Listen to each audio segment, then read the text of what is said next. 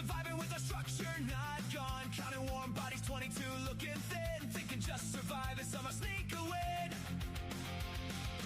Trade count dropping like fuel in the tank. Every boost spent left the reserves blank. Then out of nowhere came the cruel shoulder pain. And SuperCoach struck us once again. I looked at the screen, I looked up above, and whispered, SuperCoach, gods, what have I done? Oh, Archie Roberts, why'd you leave this way? Mid-season buys were hard enough to play. Now we're burning trades we don't have to spare, while staring into SuperCoach despair. Long-term injury, that's criminal stuff. We were already doing it tough. The season budget's hanging by a thread, and now another trade lies dead. We weren't buying upgrades, luxury or style, just trying to survive another week a while. Fielding rookies with crossed fingers and hope, using duct tape and prayer just to cope. Then the shoulder goes and reality lands. Now I'm opening trade plans with shaking hands, because forced trades hit with a different sting, like dropping your phone and hearing that sound ring. Oh, Archie Roberts, why'd you leave this way? Couldn't this wait for another day? We've got red dust everywhere we see, and now you've joined the casualty tree. No trades left and no escape route. Every coach beginning to lose the plot now too. The buys already had us on our knees. Now they've stolen our remaining peace.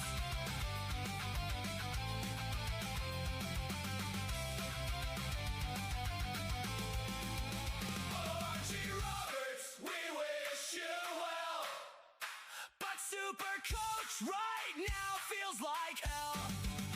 We'll move you on with tears in our eyes. Another victim of the mid-season buys. The trade counts low, the dream feels scarred. SuperCoach shouldn't be this hard.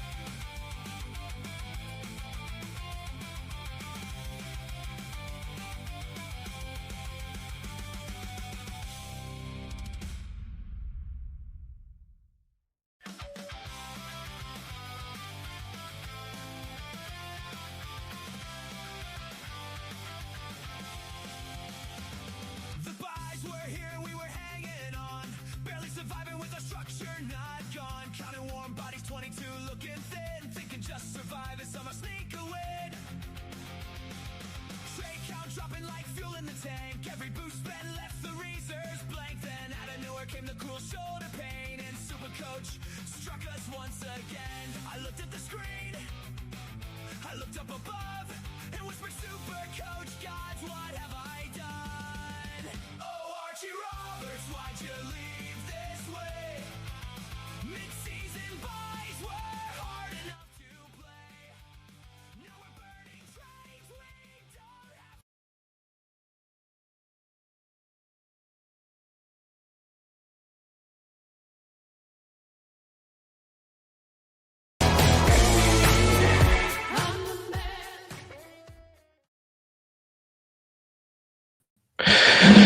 Hello, ladies and gents, and welcome back to another edition of Friday Knockoffs on SuperCoach Edge. Always a pleasure to have your company, and interesting game tonight. Interesting game. A bit of back and forth, toing and froing between both the Suns and the Hawks, and a bit of an upset of sorts, I think, maybe. Would you classify it as that? The Suns have kind of lost their way, must be said. I think, what's that, 4 losses in a row might be for the Suns. So very interesting. But we also have a very interesting game coming up, a very important game of the different variety between, of course, the Socceroos and the old Yankees tonight at, this morning, I should say, in around about 6 hours' time at 5 a.m. So looking forward to watching that. If you are getting up and watching the game, let us know in the chat. And, of course, on the SuperCoach side of things, how did you fare? How have you been faring thus far? Did you have any players tonight, and how did they go? We'll, of course, go through that and more. And, of course, take your questions, comments, everything else. Hit off. Go crazy. Let them fly in the comment section. And we will continue with Punter. First cab off the rank. Thanks for joining us, mate. And, of course, a great supporter of ours. As you can see there, he's got a little badge next to his name. And that means he is a fantastic legend, because he is not only a supporter of ours, generally jumps on the lives, gets involved in discussions, and I think he's in our Discord as well, but also is a member of our YouTube channel. So if you are keen to support us next level like Punter, the absolute legend, feel free to do so. Click the join button beneath the video, and for as little as half a coffee a month, for the entirety of the month, $3.99, you can do just that and support us. If you enjoy our content, of course. If you don't, fair enough. But we don't obviously want to, I guess, twist anyone's arm into doing so either. So totally up to you. But if you want to be like this legend himself, feel free to do so. But Punter says, "G'day, Damo, in the community. Well, what can I say? Thought Sicily was going to be a pod move. Looked good to halftime, maybe a solid ton, but no, just the one kick and one tackle in the last quarter. Ouch. That I did not know. Wow, that's a big fadeaway. I mean, with Impey going down early as one of the sort of main distributors off halfback for the Hawks, I did think, is this going to, inhibit Sicily in some way, or is it going to unlock him to actually play that role a bit more? But it looks as though it was to his detriment, unfortunately. And it's one of those things you can't really account for. It's, in-game injuries and role changes and everything else. It does stuff up players, having to switch things up in-game, which is not, ideal, obviously. And one free against as well, which wouldn't have helped things. Not good at all, Punter. And feel if you're there, because I think there was another punter, we'll call him, another supporter of ours in the Discord who got in Sicily. I don't know if it was you, mate, or if it was someone else that mentioned it, but I did catch that message and I thought, not a bad sort of pod. I actually saw Supercoach with DR. He brought in Sicily as well. So it might be the DR curse, because I think the past few players he's brought in, they've actually been pretty crappy first up. So we'll blame you, DR. Just joking, mate. But you would have seen DR. If you haven't, go and check it out on his channel. He was doing sacrifices to the Supercoach gods to help all of his players in his team, to shake the monkey off the back. And he was taking shots. He was holding up a packet of chips for, the fast recovery of the seagull himself and Archie Roberts, all that sort of stuff. Good fun. Cooper, how are you, mate? The VC on Jackson, very nice. Then Petrarca, Rail, and Miller sputtered up tonight. Handball, turnover kings, and giveaway free kicks. Lombard still solid rookie considering all forward options bar obvious few. Yeah, I'm in the same boat there, mate. Except I don't have the other running man who took Miller this season, because he's just not getting he's not getting CBAs enough to really impact the game. He's playing a high half forward role, rolls up to sort of the stoppage, but doesn't have the impact that he has had in previous seasons. So would be a very frustrating own. I do understand that. But speaking of which, Raul, it seems as though every time he's in my team, he goes to shit. And when he's not, the minute he is out of my team or start of the season, on fire. But when he doesn't have a foothold in my team, he goes well. And he's turned to shit ever since I brought him in. So frustrating. And Petrarca's gone back, I think, to the type of scoring he's had when he was at the D's, which, again, is very frustrating because he started the season on fire and we all had to trade him out, traded him back in again, all thinking that he's going to be recapturing those 130-plus scores. Where have they gone? I know, like, the Suns are out of form. They're losing games, but really it's no excuse overall because it's not just been this game. It's been a whole host of games ever since his return from injury. So very, very frustrating. But, hey, at least we can hang our hat on Jackson. Good old LJ Hooker. You're the best. Good old Jacko. He is an absolute behemoth against, of course, the Minnow Rucks like he was yesterday or last night in Mitch Edwards. Loses his head too easy. I think you might be referring to Sicily there, potentially. Track did well considering his slow start. Yeah, it's true. Look at the silver linings. How goes the intro? Yeah, that's this week's. round remix, of course, just an ode to bidding farewell, as we all would, as owners of Archie Roberts, bidding him farewell from our teams with one of the long-term injuries trades being used on him, unfortunately. G'day, Kate, an absolute legend, and one of the two ladies in our supporter base, we'll call it that, at SuperCoach Edge, flying the flag for the fairer sex. So good to have you on board yet again, Kate, and hope you're well. And you've said staying up for the soccer match. Wow. I wouldn't be try and get some sleep in. I do recommend it, at least for a couple of hours, because if you try and stay up from now until 5 in the morning, my word, you will probably fall asleep 20 minutes into that match. But hopefully it's a cracker. And I'm going to tip us for a draw. I really think, I know that the Yanks are a bit more, they're stronger than what they were the last World Cup, but I think you can't really count us out. The old Aussie spirit. And against Turkey, who were resounding favourites, kicked 2 goals to zilch. So, US, you should be shaking your boots. But Kate, get some sleep in if you can. The Greek Raven, how are you, mates? Last night after deep thoughts, I trade Grundy for Jackson. Interesting. And put the VC on him. Can't complain, still deciding what to trade for Roberts. Going...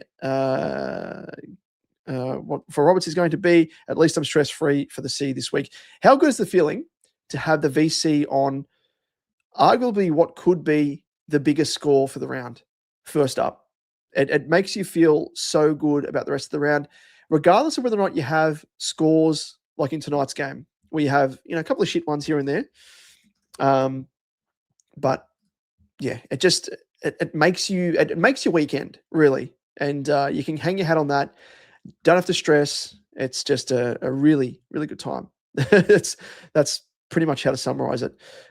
Let's go through, whilst we have it fresh in our mind, just look at the scoreline and the scores in this game.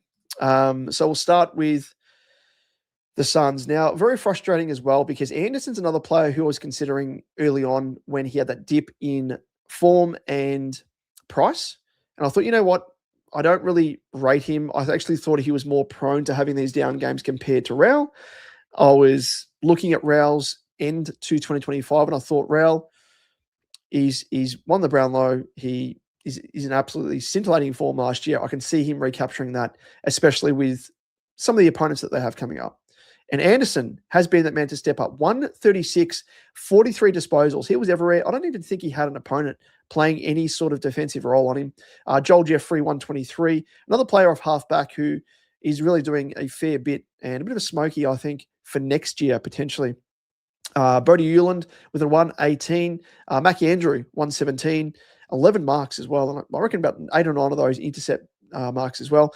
Ben Long with 4 goals, 2. He scored a 108. Petrarca, 101. So he's tonned up, so we'll take that. But Matty Rowell, fallen short with a 90. 6 marks, 8 tackles, but disposal efficiency, 77%. And 4 clangers, just not really a good game from him. Murray, for anyone that jumped on him as a little bit of a rookie, 87. Great score from him. Noble was a bit of a turnover merchant, unfortunately, and spent a bulk of time on the bench as well. So you'd be very, very frustrated if you brought him into your team. In fact, I just want to see his time on ground as to what it was. 83%, so actually a little bit more than what I thought. But he was on the bench for extended periods where, Gold Coast was switching the play or they're taking kick-ins, and you're thinking, where's Noble? Of course, he was on the bench. Just really some bad luck there. Tookie Miller, 75, just a very, very frustrating own, I think, for owners out there that jumped on him. I've spoken about him across the journey. The fact that he is no longer in the starting 3 rotation at the engine room for the Suns automatically just shaves a fair bit of score from his average compared to last year. He's playing as a high half forward, as I said, rolls up to the stoppage, but by and large just doesn't do enough. And yeah, he's a running man, but 24 disposals, you'd think he'd be scoring more than that. No. And 71% disposal efficiency as well, which was frustrating. And then moving on to, and Ben King, only 1 goal, 1, interesting, to the Hawks. So top scoring was Jai Newcomb with a 123, kicked 2 goals, 31 disposals. Will Day, 108. For anyone that took the risk on him, I know there was a bit of a discussion point in our Discord. If you jumped on him, you'd be very happy with his current price point. Hopefully, for your sake, that he stays durable and doesn't get injured. We had Amon with a 95. Went off for some treatment late in the piece, but came back on. I think it might have been a hamstring potentially. Who else was there? Connor McDonald, 83. I don't know if many people have him. Dylan Moore, 76. Sicily, a 74, as we spoke about. Just very frustrating with him. Who else is there of relevance? The youngster in Nan, 47. Bo McDonald, 31. Impey went off injured. I mean, I've got him in my draft league, but that's about it.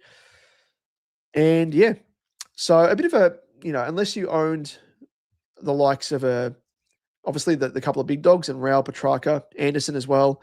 Outside of that, I think it was pretty much a nothing game with regards to SuperCoach. But hey, maybe wrong. Let us know your thoughts if you were impacted from tonight's scores.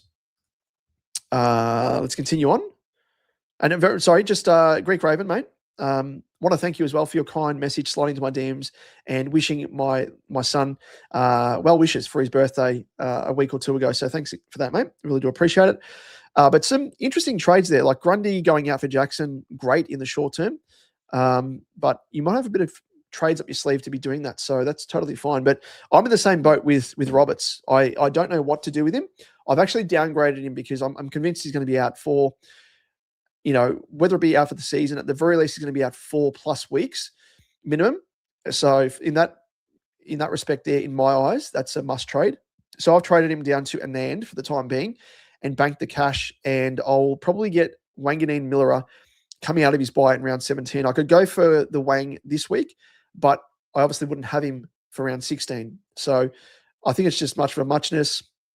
I probably could go for him now, at least get a week out of him, but I'm entirely not convinced that I'm going to go for him as yet. And I want to see him have that role of halfback a little bit more, because if he doesn't, if it was a one week move where Ross the Boss put him back in defense because he was getting attention, I much prefer to see him play off halfback and less likely of being tagged compared to when he's playing in the middle. But anyway, that's just me.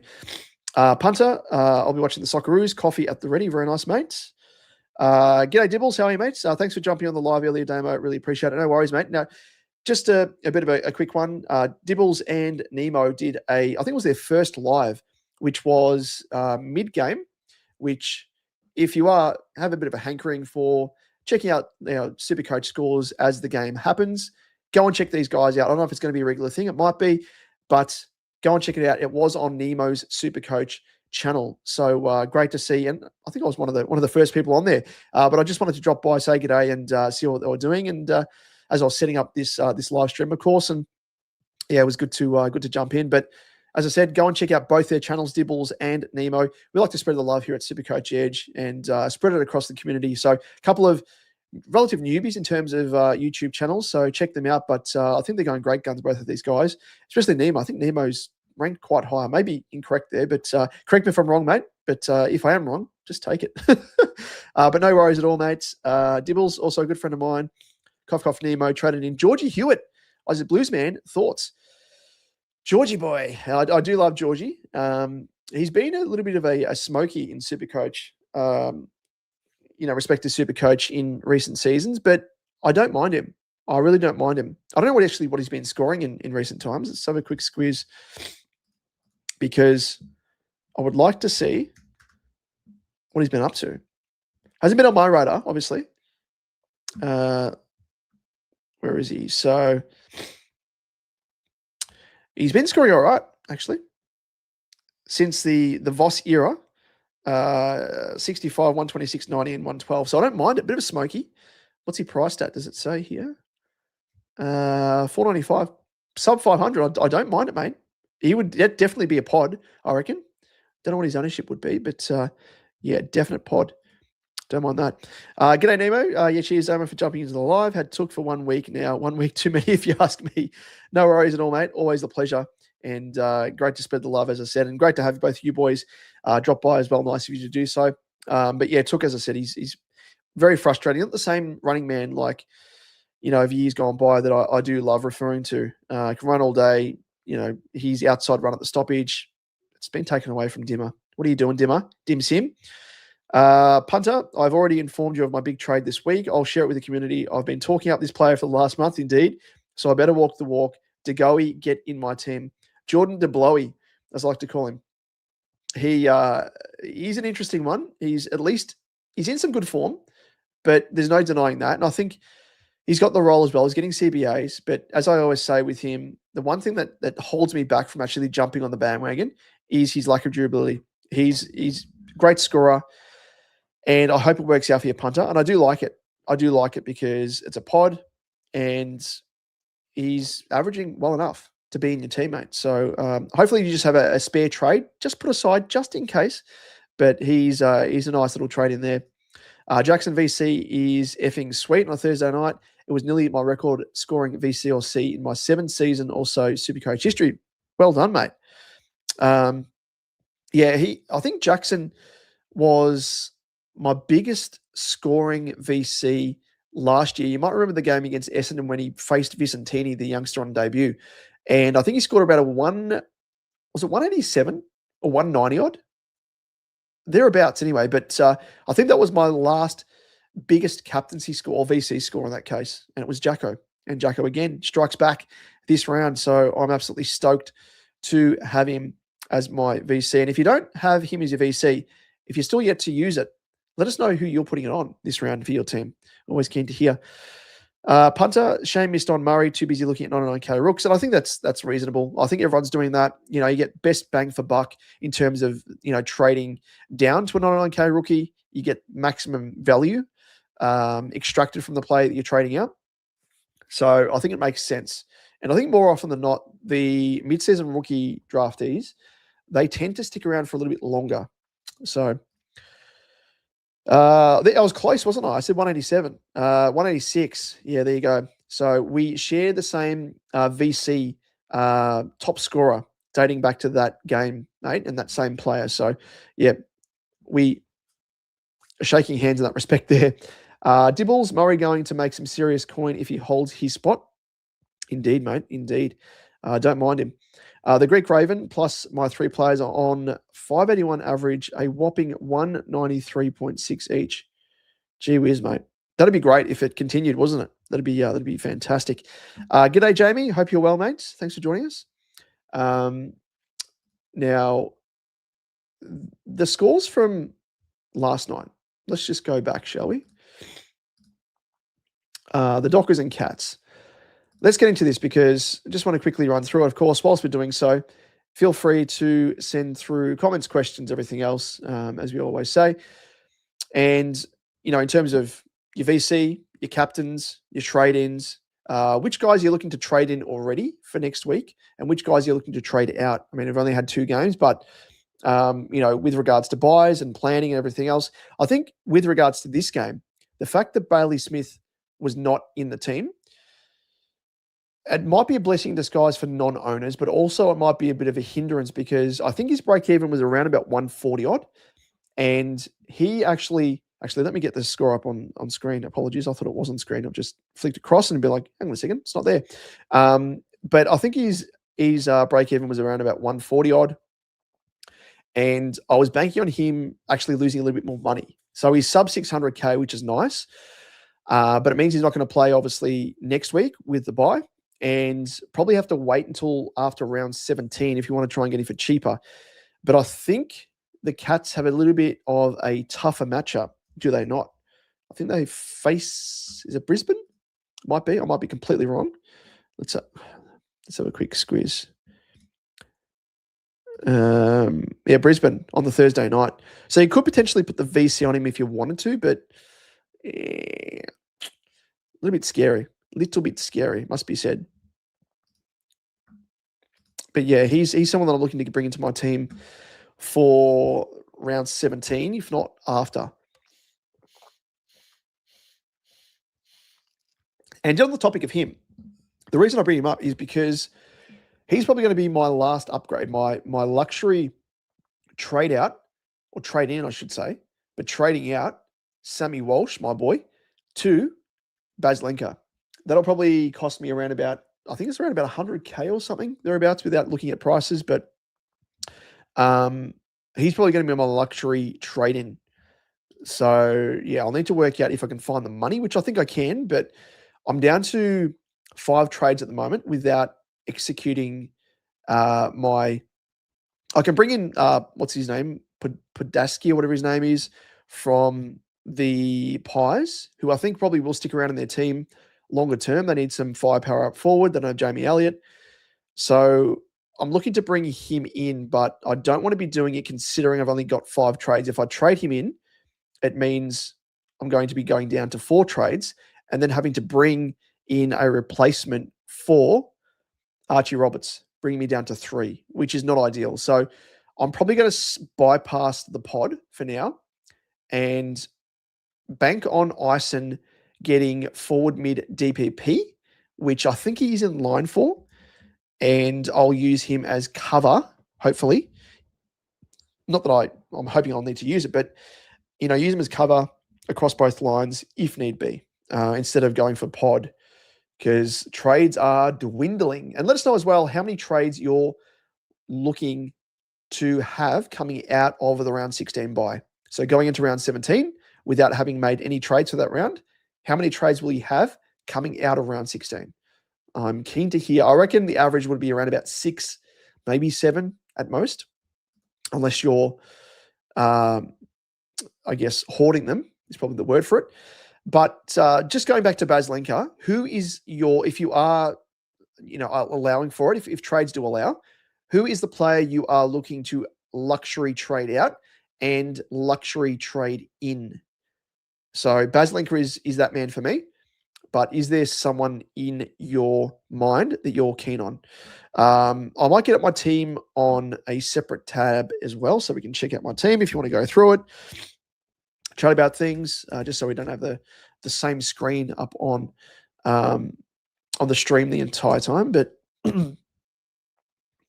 let's go through and check things out. I'll need to log back in, of course.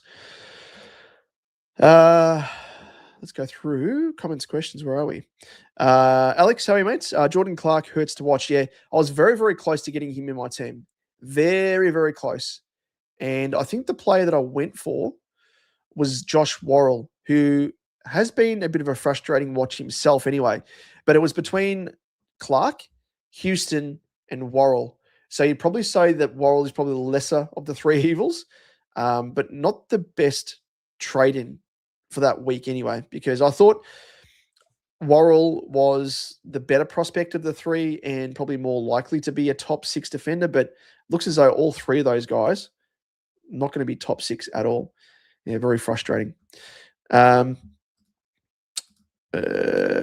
I'm now down to 6 trades with 97.2K in the bank. Still need 3 upgrades to do. And let us know as well how many upgrades you have left to do with trades in hand coming out of round 16.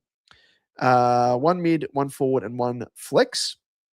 Most likely to only do the mid upgrade next week. Looking at Oliver or Taranto as a pod. I love Oliver. I love Oliver. Taranto, I don't mind, but I just worry because without Ross there, who's still out with concussion, I don't even know if Hopper is fit. Is he playing? But I think in terms of tag candidates, Taranto is prime suspect number 1. Whereas with Oliver, I think if they're going to tag anyone, they're going to be tagging Callahan.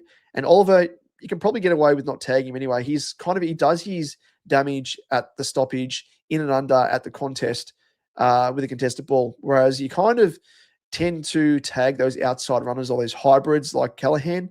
So I, in that position, would be going for Oliver. But I think both have merit as potential trade-in options. That is for sure. Let me just see if I can log in to my account. And hopefully this works. There we go. We're in. So let's just continue on with, whilst my team is on screen. The Greek Raven, reason trading Grundy is that they're going to be resting him through the remainder of the year. After all, even his brother is trading him out. Yeah, very good point, mate. Very, very good point. I think that probably says a fair bit, doesn't it? If his brother doesn't have any confidence in him, sticking in his team, yeah, it probably says a fair bit. Yeah, and I think with Laddams, he's been in decent form in the seconds. So probably deserves a bit of a crack. And yeah, I mean, there will be games as well where he's maybe shouldering or sharing the load with Laddams, which he might not might as well not even play if that's the case, because Grundy doesn't have a ceiling when he's sharing the ruck. But very sound reasoning there, Greek. G'day, Mick. Jackson VC, very nice. Another happy VCer. Holmes, Nando's, Holmes cracking the 100. Calculated that I probably need 11K combined from Sardis, Cumming and Lombard to complete the team. Wow, cutting it fine. With Smith after his bye, and unfortunately Durham at F6. I don't think you can say unfortunately with Durham, because I reckon a fair bit of us, a fair chunk of us across the competition have Durham as our F6. I think he's scoring well enough, and that's all you ask for. With, if he's able to average 100 or thereabout, not even 100, like probably, mid 90s, that would be passable in an F6 spot, because as we've got to remember, there is a fair bit of competition in the forward line, but it's competition in terms of it's very, very even. So there aren't really any standout players to bring into our teams up forward. So I think you can probably get away with the Durham at F6. He's got when he's getting CBAs, he's got a decent floor, pretty decent ceiling at times, as we've seen. So I don't mind him, but hopefully it all comes together, mate, and your accountancy holds you in good stead with the completion of your team. But I think Sardis has got a low enough break even. I think Cumming does as well. And Lombard, what did actually Lombard do? I don't think I've read his score, unfortunately. That was my mistake. What did he score? He was 65. So what was his break even? So he's actually made almost 200K. He was a pretty slow burn, but he's done pretty well. Break even of 44. So yeah, you'll continue making money. You'll be making around about 10K. And then you break even around about 50 odd. Very nice. Very nice if you held him, that's for sure. Where are we? Jamie, I'm making 2 downgrades next week, getting ready for Baz round 17. It was round 16, but like you said, I need him to drop a bit. He's my last primo I'm bringing in. Yeah, very nice. Yeah, I think the money that I've got in my bank, I'll need to use on probably a Sartis. I'm holding Sartis for round 16 to go up a little bit more in cash, and then I'll probably use him as a bit of a downgrade option, and then use that money to go Walsh up to Baz. And I still need to bring in another primo on the forward line to complete my team, and that's via Jagger Smith. But I'm happy enough with Smith there in that spot. So I might just roll with it, because, as I said earlier, that it looks as though there aren't really any standout forward upgrades. So I might just stick with it. Go from there.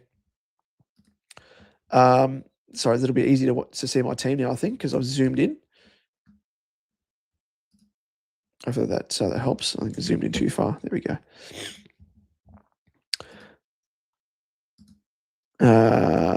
Punter, then save my last 4 trades in case of injuries.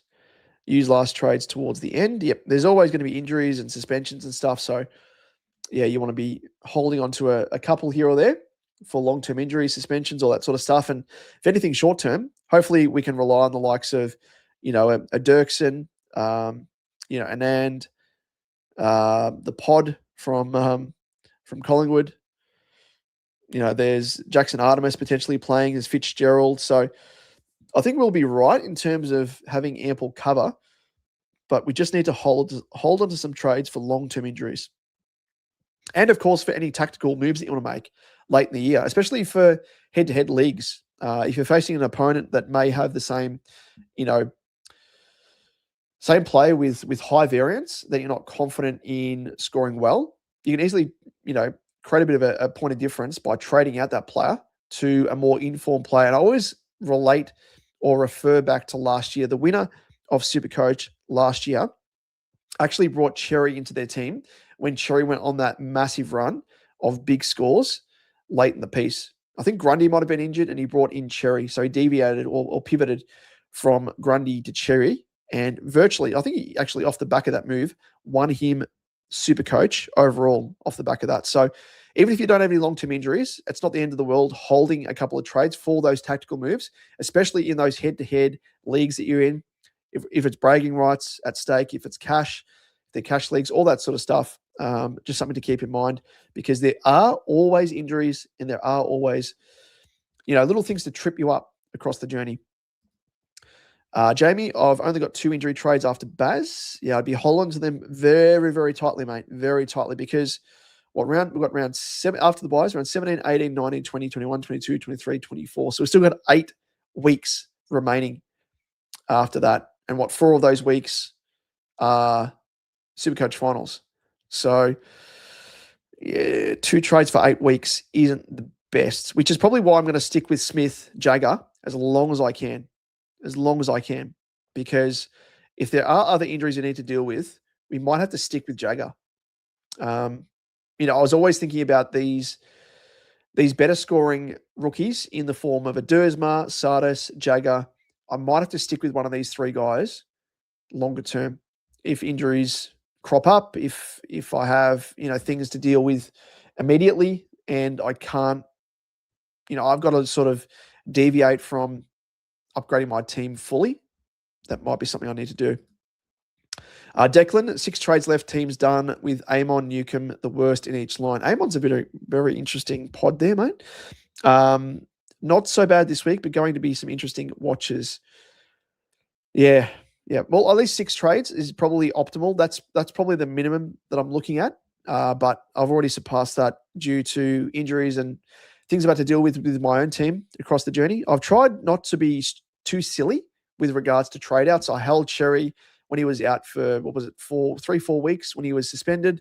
Many traded him out, so I held a trade there. But I've just had to use trades elsewhere on injuries and anything else that's cropped up. So yeah, I've been as sensible as I could be. Let's just say that. But don't mind those trades, those pods, mate. But yeah, with Newcomb especially, we know we can go large as he did tonight, but he can have those really big deviations in his scoring where his standard deviations virtually is like his low score is so low, but his high score is so high. So the difference between both of those scores is that big deviation in the scoring there. So yeah, you're going to have good weeks, you're going to have bad weeks, but it's going to be a fun ride for you, mate. That's for sure. Jamie, my F6 is B Daniels. Very nice. Traded him in this week. I'm using Lombard to get to Baz. Geez, that's a very nice upgrade from Lombard. I never thought he would get to 300k. I didn't either. I think I traded him out. When would it have been? Let's have a quick look. I think I traded him out when his break-even was kind of around about on par with, I think it might have been round 9 I got rid of him. So, would it have been round 9? Yeah, it would have been round 9, I think. Yeah, because I would have held him after that. So, I reckon I've foregone an extra 70k after this week, which is frustrating. But it allowed me to get in, who would it have been? I think it was, I think Petrarca came back into my team. So on the balance of points, you would say, yeah, Petrarca is good, is a win, but you would have been hoping Petrarca would have been scoring better than what he has. That's for sure. Come on, track. What are you doing to us? James, g'day, mates. I'll have 6 trades left by the start of round 17 with 22 primos, but we'll aim for a primo at flex and possibly upgrade Clark to Heaney. Very nice. 5 DPP as a luxury trade, leaving me with 2 trades. I'd like that. I very much like that, mate. And the one thing I will say with regards to luxury trades, try and make them as late as you can. Or like in terms of once you've upgraded your team, that is the time to do it. Don't be doing it before you still have rookies on field. And I think the exception to that rule is only if you have, decent scoring rookies in terms of a Dersma, Sardis, but Dersma, of course, is injured now. But Sardis, Jagger, you could probably extend it to the new mid-season rookies in Fitzgerald, who looks like he's going to be a decent scorer from week to week and find the pill at will. Guys of that ilk. But yeah, by and large, upgrade your team first and foremost. Get those rookies off field, and coming out of the buys, that's when you kind of start thinking about, okay, well, we've got 8 rounds to go, and we've only got 5 trades in hand. Let's maybe think about doing a luxury trade. But even then, for me, even with Baz, for example, I'll probably do it round 17, maybe round 18. I'm in no rush at all because I am a little bit worried that I'm below 6 trades already coming out of the buys, because that was kind of my goal to have in hand, 6 trades for long-term injuries. Probably seems like, an exorbitant amount, but it's not really, because, if you're new to SuperCoach, you're probably not aware of it. If you are a long rusted on, coach in SuperCoach, I've been doing SuperCoach since my late high school days, which is dating back to 2005 it was. So, 21 years I've been playing SuperCoach, and I reckon 3/4 of those, there have been major injuries crop up, major injuries. So you need to have at least a couple or a few trades in hand, that's for sure. That's for the last 4 to 5 rounds. Yeah, I don't mind 2 trades for the last 4 to 5 rounds. At that point, I kind of try to have or average out, at least half a trade per round. So that's virtually what you'd have there with 2 trades and 4 rounds remaining. That's half a trade per round. Anything less than that, yeah, you're kind of running into danger territory there. But again, it's all luck. It's all luck, isn't it? But just going on what the trend is, late season, tired, injured bodies, tends to happen. It tends to happen, and that's the reason why we speak about it, because players get tired, and that's when the injuries crop up. Punter, pronounce Padaski, no H or J. Thank you. I think you might have said that to me last time, but I've forgotten. I'm terrible with names, mate. So you might need to correct me every single time I say it, but Padaski. Okay, Padaski. I'll just remember. It's the A after D, straight into ski. Padaski. Thank you, mate.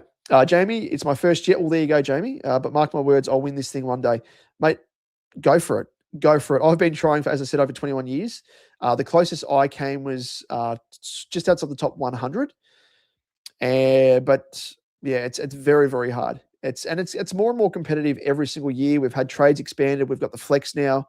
There's a few more fail safes, but the competition has never been tougher, I think, because there's so many resources out there, and I guess we're one of them, but so many resources out there where you can get and databases when stats you can extract from different websites like Footy Scores, DFS Australia, Stat Chief, all these websites, which are great resources.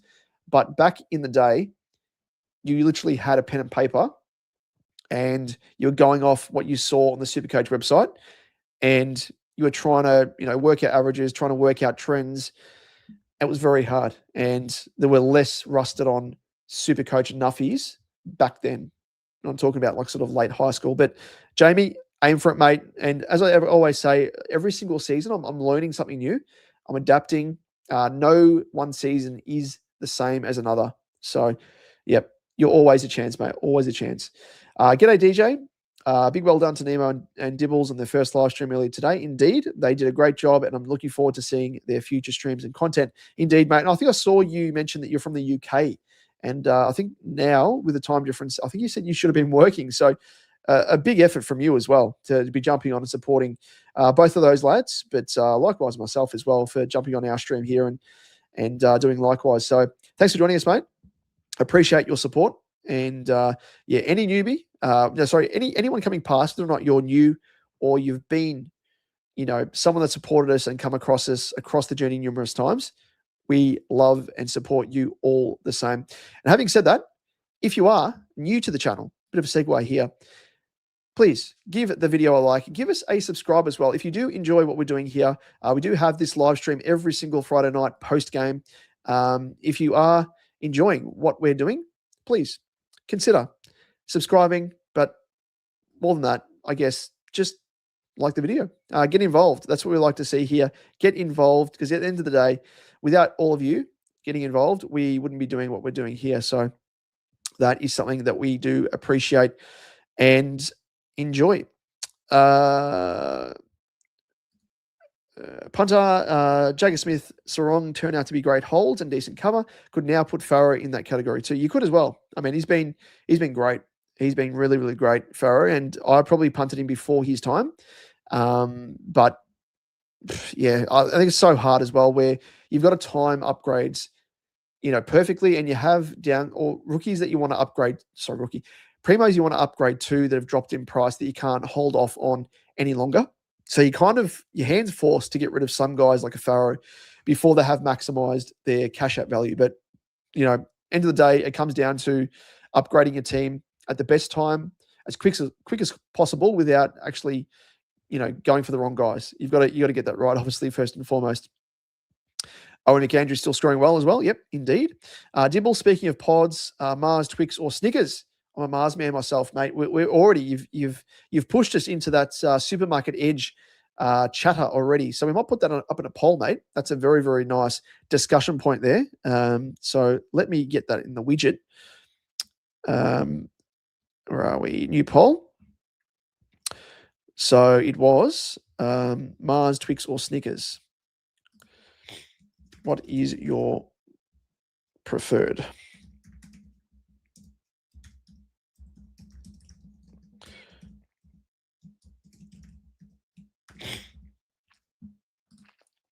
We could probably add in there, Snickers and Mars bar are like the two big competing chocolate bars.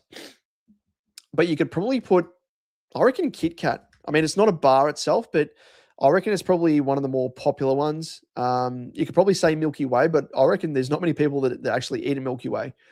So yeah, let us know if you prefer a Milky Way over a Mars bar, Twix, Snickers, or a Kit Kat. But I don't think many people would be going for a Milky Way. Milky Way is kind of a Mars bar without the caramel. It's virtually just nougat and chocolate. But I actually love a Milky Way, must be said. Just I'm a big fan of nougat, and the caramel's nice, but just to sort of differentiate, I don't mind it. So let's pop that up on screen. So there it is. So in order to vote, ladies and gents, all you need to do in the chat is type in, you don't have to put a full stop or anything else after it, just the number. So 1 is for Mars bar, 2 is for Twix, 3 for Snickers, and 4 for Kit Kat. So just type the number, nothing else, and it will populate in the poll there. Going back to the comments. Too kind, Big Tom. Thanks for the love. Indeed. Always good to see, as I said earlier, newbies pop up. Whether or not you've been around as a content creator for as long as I have. This is our 6th year doing SuperCoach Edge, and it feels like we've been doing it for about 2 years. But it's always great fun. It's a nice little escape, isn't it? SuperCoach, and it's a great community to be a part of, it must be said. So to see all these newbies jump on and create their own channel, like I'm a relative newbie in terms of my other channel that I've got, which is Blue Baggers Edge, which is obviously a Carlton-centric channel. And that's built up now to almost 1,500 subscribers over around about 3 seasons now. So that's a nice little, side venture. But, I'm a relative newbie in that space as well. So, it's great to see people popping up and getting a part of it, being a part of the community, and, and contributing with regards to not just their know-how and knowledge as a super coach, but also being great people. That's above and beyond, I think, is what the most important thing is of being a part of the super coach community, is that there's so many good people around. And yeah, we absolutely love being a part of that. Speaking of which, great man, here he is, the number 1 ticket holder of SuperCoach Edge. It is ads. Bonjour, boss man. What I miss? Didn't even see me Hawks play or looked at SuperCoach. Well, mate, let me ask the question. Have you checked out of SuperCoach already? Because I reckon this is the time of the year where a lot of people check out. Coming out of the buys, trades are dwindling. The buys are frustrating. We know that. But don't lose faith. As we always said, every single week across the buy period, treat the buy as a buy period, rounds 12, 13, 14, 15, 16. Do not worry about the ebbs and flows from week to week of the buy weeks individually, because you'll go insane. But the Hawks, you missed a very, very nice win from the Hawks, mate. I thought that you were up against it, against Gold Coast on their home deck. But Gold Coast are in tatters. Absolutely in tatters, mate. But I hope you're well, ads. And let us know if you actually purchased a pack of footy cards in recent times. Because as you were saying, as we were both saying, a little bit of hocus pocus happening there, where players you're getting in some of your select footy stars cards in your packets actually had a decent scoring week after you opened that packet. So let me know if you've opened any more packets, because they might be the Pandora's box of SuperCoach. And we have, ladies and gents, let me just flick forward, a new member, the Greek Raven, who I spoke about, an absolute legend.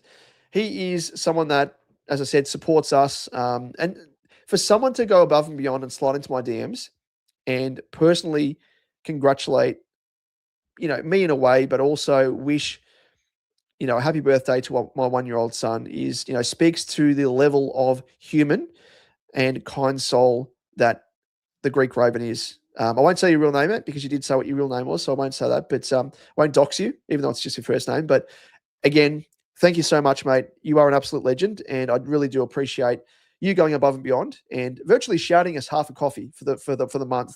So, because that's virtually what the price is, $3.99. So, thank you so much, mate. Really do appreciate it. And what can I say? You've got my heart, mate. You've got my heart. You already did with your love and support. So, thank you so much.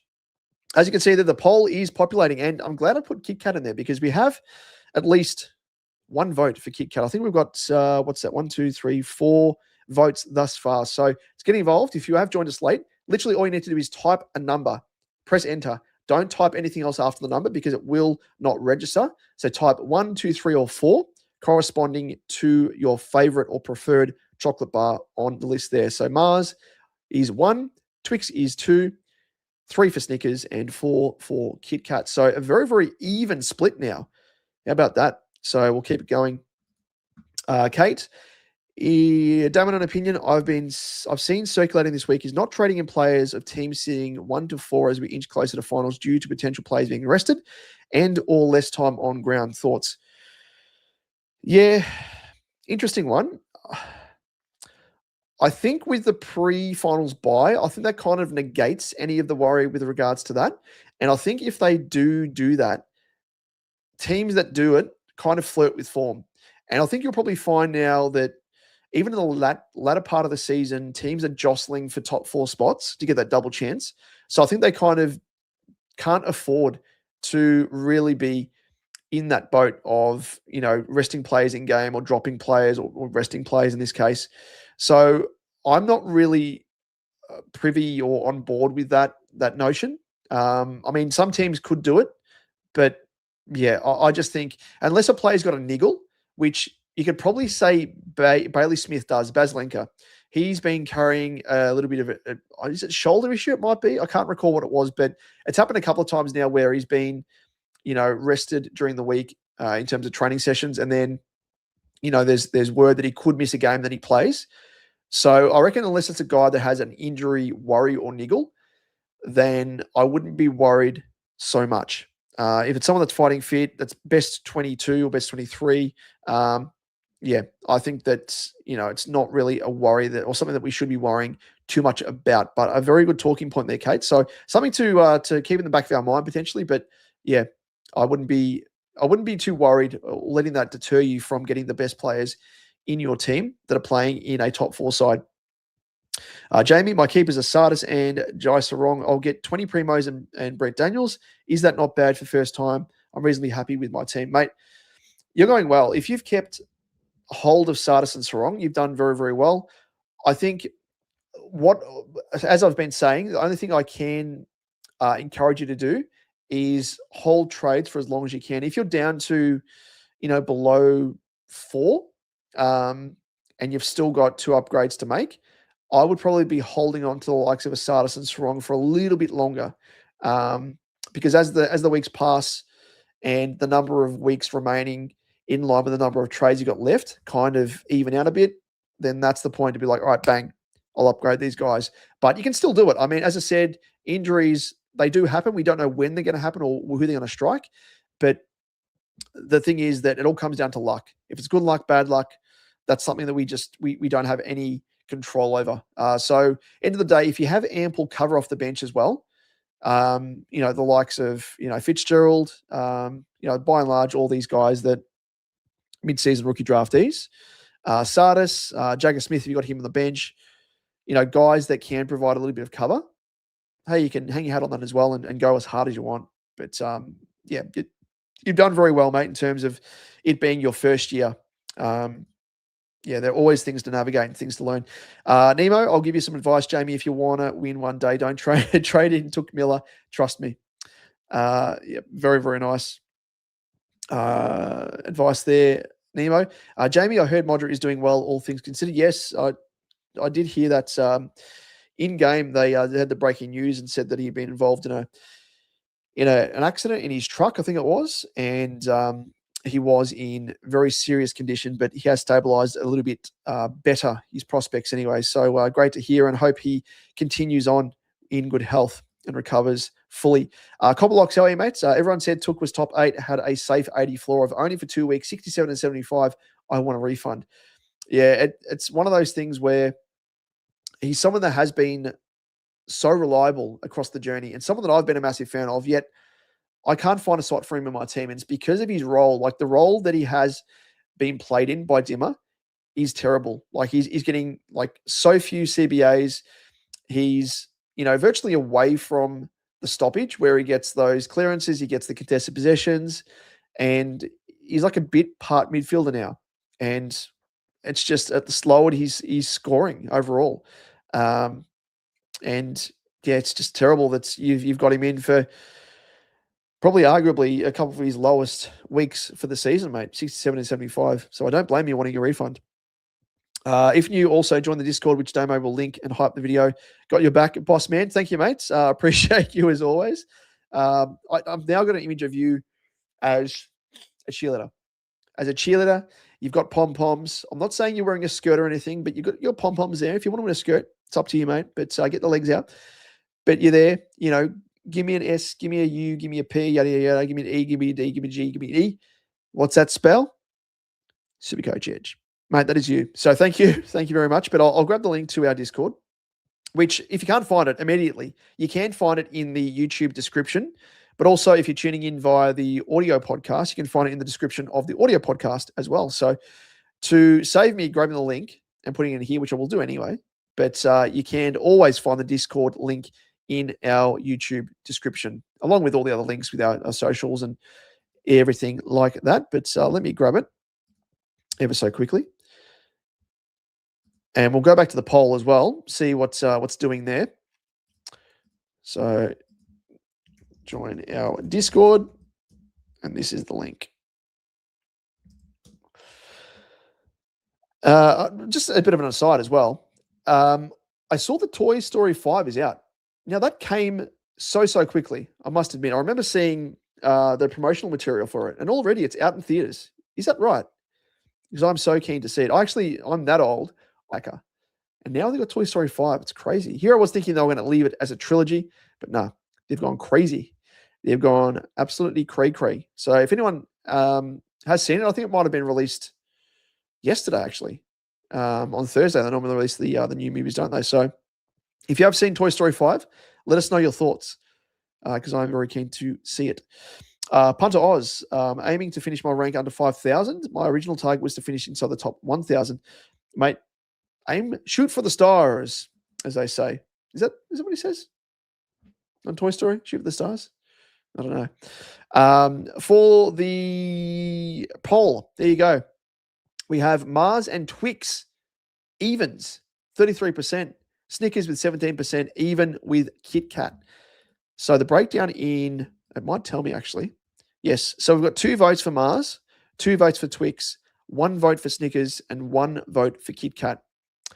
We've only got, 6 votes, ladies and gentlemen. We've got 36 people tuning in, which thank you again for tuning in.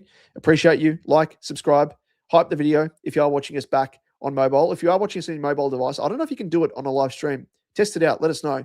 Underneath the video, there should be a little button that says hype. Click that, and it elevates our channel, but also this video into the top 100 in the sports category. So if you can do that, it just gets the word out about SuperCoach Edge. So thank you in advance, but get involved. Only 6 people. Only 6 people have voted. So we'll see in a moment as to who has voted what. It's poll time. Indeed it is. He means pods flavors, sir. Oh, really? you're talking about pods. I thought you were talking about just in terms of chocolate bars. Apologies. I completely missed that. Mars, Twix, or Snickers. Anyway, we'll do a separate poll. Well, it's very.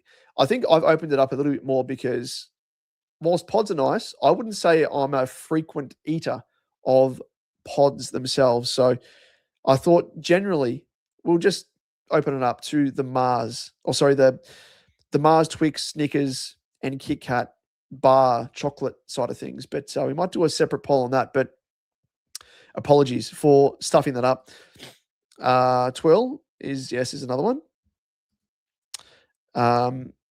Copperlocks, Dog VC is the only good score so far. Thanks, Scott, for holding back and saving the tag for the finals matchup. Very good. Kate, yes, exactly. Milky Ways are so unrelated. They're underrated, Milky Ways. Dibbles went for one. He went for Mars. Kit Kats are the bomb. Jamie went for Kit Kats as well. Nemo went for Twix. James went for Twix. Thanks for joining us, James. Kit Kat was bested by Cadbury Breakaway biscuit in the 6-pack. Very true, but I think they've discontinued the Breakaway biscuit now, haven't they? Cadbury? Pretty sure they have, or one of the types. Can of the new Milky Way pods flavor would actually be fire, to be fair. Apologies, mate. I've stuffed up this poll immensely. But this is just generally, apologies, chocolate bar. So not so much pods because I stuffed up I didn't read that message properly. But we do have a few more votes streaming in. And we have 41 people joining us now at the moment. So thank you for joining us, ladies and gents. Don't forget to hit the like button and subscribe if you haven't already. Appreciate your love and support as always. But widgets, let's have a look. We have Mars on 2, Twix on 2, Snickers on 1, Kit Kat on 2. So someone's actually changed someone's added a vote. So we've had one extra vote for Kit Kat. So it's dead heat at the moment, ladies and gents. Mars, Twix, and Kit Kat all on 2 votes. Snickers on the 1. So get involved.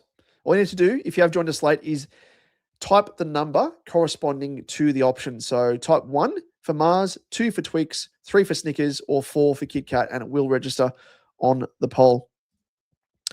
Milky Way is a lame kid's treat. Grow up, mate. I'm a kid at heart. I am a kid at heart. You can't take that away from me. And Milky Way is, as I said, underrated. I reckon there's a lot of these chocolate bars. You'll probably see as to which are like the offcuts. Milky Way is virtually an offcut of a Mars bar without the caramel. So you would be like in the process of making a Mars bar, before they get to the step of glazing the nougat with caramel, they've just slapped like the chocolate coating around the outside. So it must be like when it gets to that point on the conveyor belt, it either goes like left to go to Mars bar so it can be glazed with the caramel, or goes right to just be wrapped in the chocolate and bang out. It's actually a smart move, a very, very smart move, because they're virtually the same chocolate bar, just one different ingredient. James, Kit Kats are great, but can't beat a Chiquito bar is a big smoky, and very rarely do you see it in any of like the favorites, the box of favorites or anything like that. Like it's normally the what's it called? It's the I can picture the wrapper. It's blue with a bit of purple. It's got like the rice pops in them. It's got like caramel. Don't think it's got I might have nougat. What's it called? Boost. The Boost bar. Boost I don't mind either. Boost is nice. As well as there's another one that is very similar to the Chiquito bar. I can't recall the name of it. Let me search it up because I've got to find it, because it is a bar that is very, very hard to find, like Chiquito, but very, very nice. And I think it's only available in Australia as well, this bar that I'm thinking of.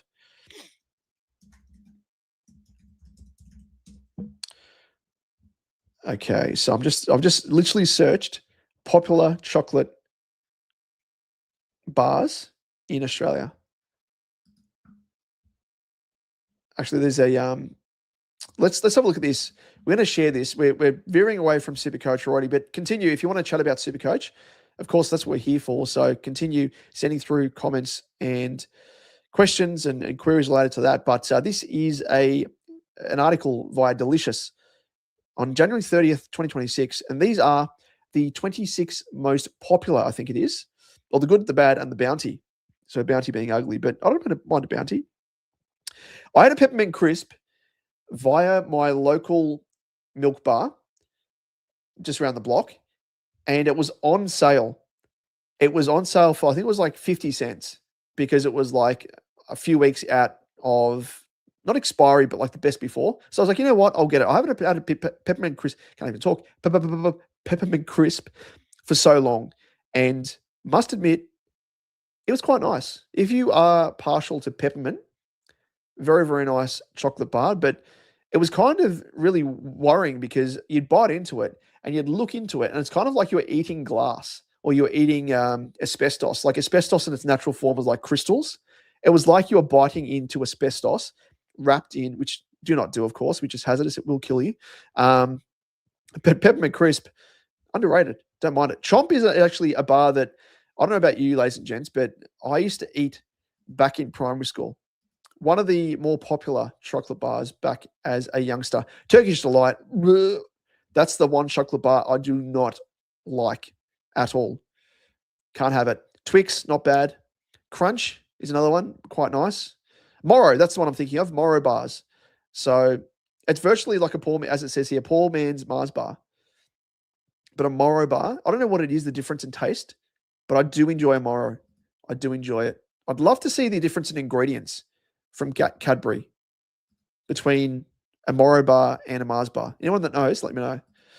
We'll continue on with the comments as well whilst doing this. Also enjoy the Mars and Snickers ice cream bars. I could be munching on one now. Great with coffee. Yeah, I haven't had those actually. Don't think I've had it. Ads no footy cards the last 2 weeks, so can't seem to find them currently. Well, actually got gifted, well, not me, but my son did, as a bit of a gag from one of my good mates.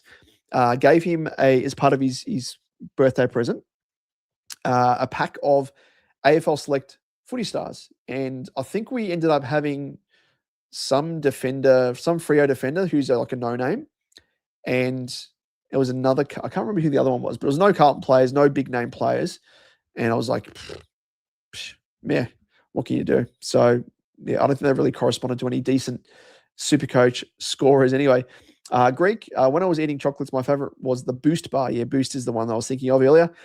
Welcome, Greek Raven. Yes, welcome to the clan, as we spoke about. So to join Punter, to join Ads, and a host, I think we're around about, I think you're actually our 10th subscriber, our 10th member of our channel, mate. So you've got a great, illustrious membership there. Double digits now. So thank you so much, mate, again. But as you'll see from here on out, at the end of every SuperCoach Edge episode, in the weekly episode, Damo's Team Talk, and I'm the captain now, your name will be up in lights alongside the 9 other absolute legends that are members of our channel. And again, appreciate your support, mate. Ads has said Mars bar. We have Punter, who has said Snickers. So I think you're on your lonesome there, Punter. DJ, yeah, I'm in the UK and I should still be working, mate. I don't know if are you working from home, or do you work for yourself, or because I don't know how you're getting away with streaming whilst at work, mate. And would love to know what industry you're in. If you're in business, finance, if you're in the creative industry like myself, as a videographer, editor. Jamie, welcome to the gang, is another absolute legend. Welcome to the gang indeed. Cooper G, having Miller is why the forward line is absolute rubbish. I think this is you, Cooper Gretsch, is it not? Yes, when I have Rail, bang average, and opposite when I don't have him. Anderson, of course, does better also when I don't have him. Yeah, it's frustrating as. Punter, what do we think of Jay Richards as a forward upgrade? Carr has him playing in the middle the last few weeks. Yes, he has, averaging 102 the last 3 rounds. I don't mind him. Mate, because he is quite decently priced still, isn't he?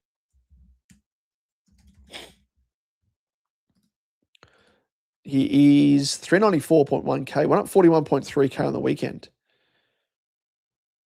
Yeah, he's unearthed a bit of a gem here, because you can always find the footy. but 23 disposals probably would be up there with his highest disposal number in a given game. So 126. But don't mind him at that price point. He's actually 24K more expensive than Durham, believe it or not. So he's not the cheapest. He's not the cheapest, unfortunately. But I do like him as a bit of a pod. Uncle Akka. Hey, you bagger. G'day, mates. Hope you're well. I don't know. Do you frequent Blue Baggers Edge, mate? You must. Sneaky devil. Copper Locks, he's another one who actually supports us across both channels. So, legend, even though he is a Pies man, but we'll look past that. Don't pick players that will break down Daniels Day, Prestia, Horn Francis, Rankin. Yeah, Rankin's an interesting one because he was scoring well and getting really big CBAs. So he's someone that I'm potentially eyeing off as my last forward upgrade. Would be a pod. But I think the last couple of seasons where I've got him into my team, he was either suspended, then he got knocked out by Dan Houston. And last year he went down injured as well, I think it might have been. So not a good trend, really. So, but I'll go back to the well. He's a little bit of a pod. Yeah. Dibbles, thoughts on running 22 primos to save 2 to 3 trades? In other words, tanking your F6. Yep, as I said earlier, mate, I think if it means that you save, if you are down to below 5, as I said earlier, I think you're well within your rights to go for 22 primos and for the flex to be, not an outright primo, but someone that could still punch out a decent enough score. Could be a Joe Richards, could be a Durham, like guys of that ilk, or guys with big variance in their game, like a Newcomb, he's too highly priced, but someone of that same sort of scoring ability, you could go for in the flex. End of the day, you're going to have the best 22 scorers. So going for 23 primos, I think is probably a little bit overkill because one of those primos scores will drop out of your team. And you're obviously aiming for the best primos. So you could potentially go for a primo in your flex that has, the high variance. So maybe Newcomb, I don't know if he's that cheap anymore, but someone of that scoring ability. But very, very good plan there, I think, Dibs. Nemo, now that I've thought about it a bit more, Took is basically playing as a forward who's not trying to kick goals. Great, yeah, unfortunately. But he's getting a run in the midfield from time to time. But yeah, I think was he playing a bit of a negating role tonight on, was it Newcomb? I can't recall who it was he was playing on. But yes, the Discord link is there. That is the link to click on that and join our Discord, be a part of the crew. And it's free to join. Jump on, the community's there. Q&As, we've got little rooms available for the captaincy and vice captain discussion. We've got an injury room chatting about all the latest news and everything else to come out of the AFL and Clubland on with regards to injuries and general discussion. So chatting about SuperCoach 24/7. So a great community to be involved in. So make sure to jump into that. Copperlocks, give me a K, give me an ARLTON. Of course, refers to Carlton with a K because he can't bring himself to type out the actual Carlton. What's the locked up emoji?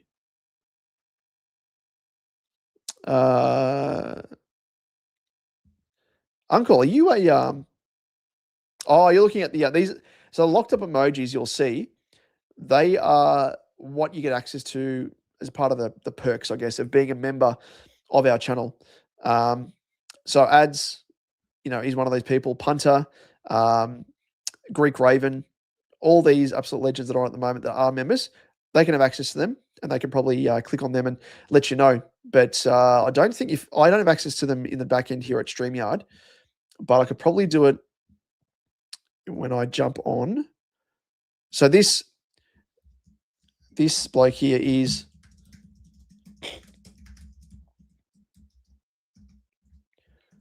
this guy here is the look at me, I'm the captain now. The pig refers to the pink sweaty pig himself in Clary Oliver. This is the captain's hat, of course, that is Jacko. And the bell is for ding ding. 69. So as we always say here, it's just a bit of a side gag here. I know it offends some people, but hey, it is what it is. We live in a world now where comedy offends some people. So that is that. But yeah, that is what you get access to as a member of our channel, which, speaking of which, we have literally 12 a.m. on the dot as it's ticked over into Saturday, the 20th of June. We have a new member. We have a new member, ladies and gents, and we're falling behind in the comments, so we will catch up in a moment. But Corey, who is one of our longtime followers and supporters of not only our venture here at SuperCoach Edge, but also the guys over at the Centre Bounds. Who else is there? There's Shorty. There's so many other content creators out there that this bloke gets around. So really, to have him on board as a member, and now you've ticked over into our 11th member of our channel, Corey. So you've followed the lead of the great man in the Greek Raven. And again, you get access to those emojis that I just spoke about. Bit of a fun little perk. But also you get access, or you get a shout out virtually at the back end of every single episode. You'll see the little graphic pop on the screen and really give you a shout out. That's the most we can do. We can do much more, and we are hoping to do much more than that. We might try and do some giveaways and stuff now that we've got a few members on board, which is what we did last year, the year before. We did some giveaways of our SuperCoach Edge hats. We did some giveaway of shirts. So we might think of maybe doing that, as well as maybe some heading into next year. We might do some giveaways on the cusp of the year, giving away some yearly SuperCoach memberships in terms of SuperCoach Plus and the like as well. So keep posted, and thank you so much, Corey, for your support, but also what you do in the community as well. You're not a content creator yourself in terms of having your own channel, but what you do and the amount of legwork that you do to get around all of us is the equivalent of being a content creator. So thank you so much, mate. Appreciate your love and support. It's gold, isn't it? It's gold. Those are the nice little emojis. Let's get back quickly, and we might try and catch up to the comments, because I am conscious that we've been going for about an hour and 20, and I'm still about 15 minutes behind the comments. And if you have joined us late, get involved in the poll. If you are of preference for a Mars bar, a Twix, a Snickers, or a Kit Kat, get involved in the poll. Just hit the number corresponding to those options there, whether it be a 1, 2, 3, or 4. Jamie, I was looking at him, but ended up choosing Daniels. I just thought his role was a bit more safe. Yep. I do like Daniels. Durability is a little bit of a question mark, but mate, go for it. Go for it, because he's the sort of guy that can really catapult you up the ranks as a really, really nice pod. Southern African, no, it's not.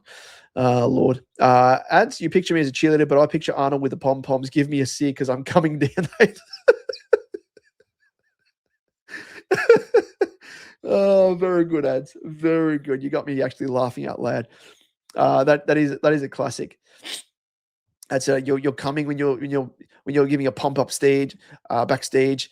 When you're coming when you're in the gym. You're coming at home. You're coming everywhere. Coming down night. Absolutely, Ads. You're a legend. Copper Anderson was trashed tonight in the CBAs. Hawks got 5+ goals to 0 for the Suns. Respect his SuperCoach scoring with all the cheap touches, though. Yeah, from a SuperCoach perspective, I was going to say SuperCoach. That would have been Scoops. From a SuperCoach perspective, he plays a great game, but yeah, very cheap touches and very, very little defensively. He's an attacking player, but two-way running isn't his strength, must be said. Punter Oz, no hype on lives, unfortunately. There you go. Thanks for letting us know, mate. Anyone watching this on replay, feel free to hype us. Click the little hype button below, but obviously only if you're watching as well on your mobile device, because I don't think it is available via desktop, which is really annoying. I don't know why. Corey has said he's a fan of Kit Kat, which, believe it or not, Kit Kat is actually hit the lead, and it was a little, late addition to this poll. So 33% Kit Kat and 22% evens across Mars, Twix, and Snickers. G'day, woohoo. Hope you're well, mate. Late to the party, but how about the boost or the morrow or the picnic? Now, we might actually carry things across if you want to do an additional poll of some winners. We might go Kit Kat up against the boost, the morrow, or the picnic. Let's do that. Just to keep things rolling, because we all love a poll, don't we? Let me just get it up on the screen. I need to type out a new poll, which is annoying, but okay. So that is the final result for this poll. So the winner is Kit Kat. So it was final votes. You can't see it here, but behind the scenes I can. 3 votes to Kit Kat and 2 votes each to Mars, Twix, and Snickers. So a very, very close poll, that is for sure. So this is part 2. Part dos.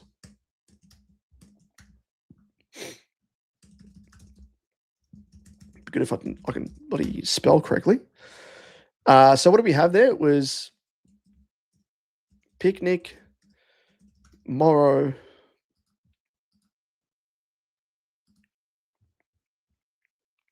Kit Kat, and Boost.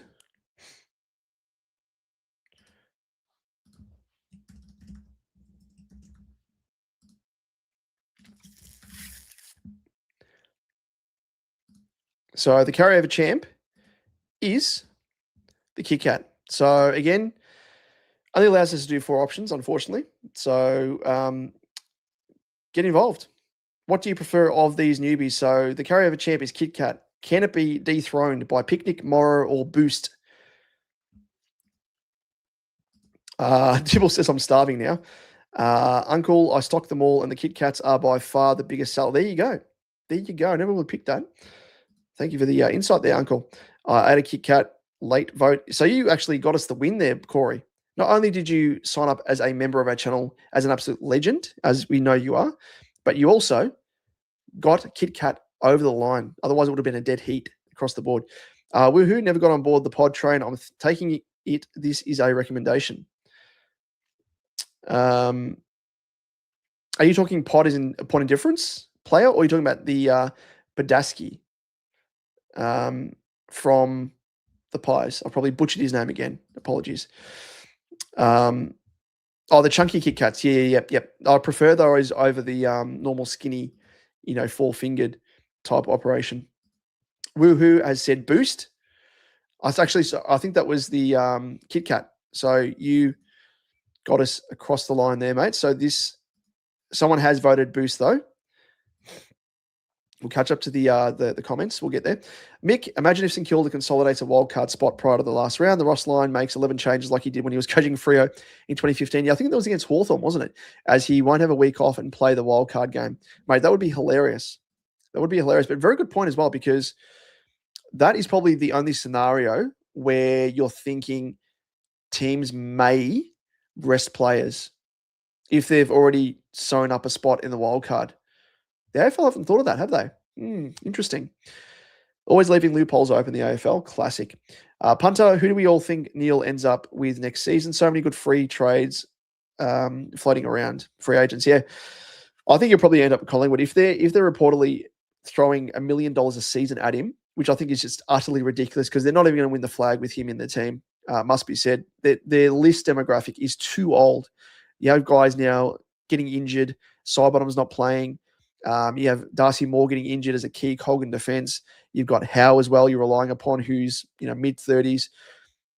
It's just not going to work out. And I think it's probably that money would be better spent. If I was a Pie supporter, as much as Neil's a great player, I would be instead wanting the club to go for a Humphrey, going for Morris, guys that are the next generation that will help you towards a flag longer term.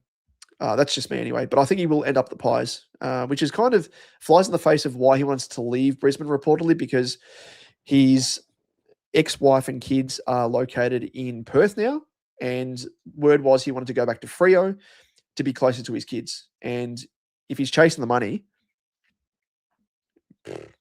you do you, mate. You do you.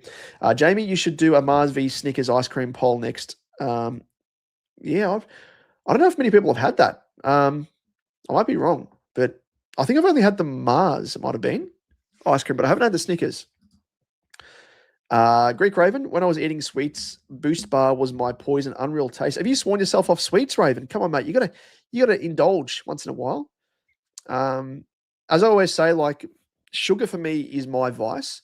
I drink socially, if you're out at a party, whatever, with mates, but I don't drink generally. I don't smoke. So for me, sugar is my vice. That's the one thing I love. That's the one thing I allow myself to do, is to have some sweets.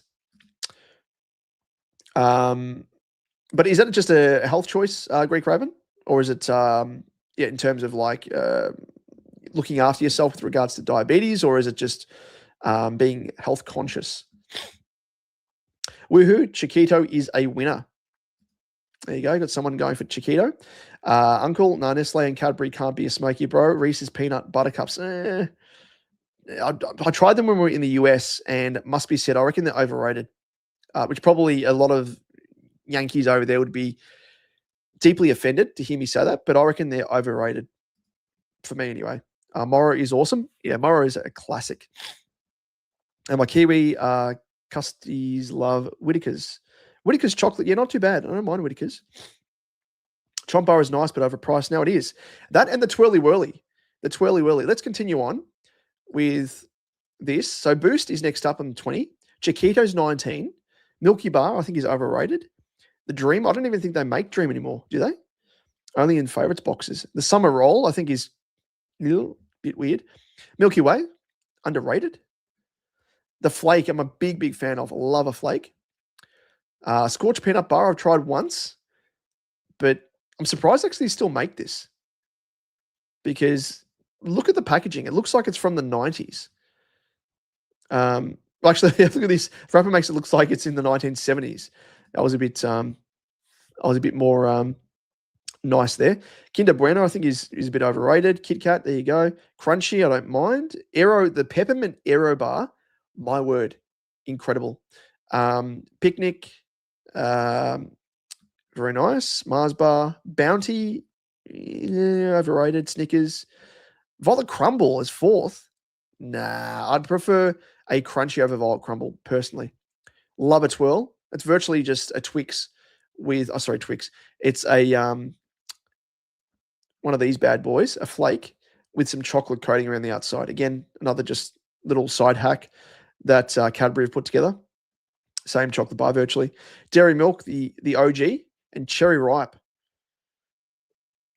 The funny thing is, I'm not a fan of cherries, but Cherry Ripe, I don't mind. I don't mind that. Frozen Chomp. Interesting. Just an update with the poll. We have Jesus Boost 80% with Picnic 20%, which for the number of votes behind the scenes, we've got 27 people tuning in, but only 5 votes. So make sure to vote. All you need to do is click the number corresponding to the option. So 1 for Picnic, 2 for Morrow, 3 for Kit Kat, or 4 for Boost. So we've just had another preference of Picnic. So we've got 2 there for Picnic and 4 for Boost. Actually, I think someone's changed their vote, have they? Oh, no, here we go. People are getting involved. So Picnic is coming back strong, 43% to 57%. We have 1 for Kit Kat still. Carryover champ, only just got the 1 vote. 3 votes now for Picnic, 1 for Kit Kat, and 4 for Boost. Let's continue on. Green or red Freddo frogs rule over these lame chocolate bars. The green, I'm not too partial for, but the strawberry Freddo, the red Freddo, before it changed its taste, actually, because I reckon back in the 2000s, it tasted more strawberry-like.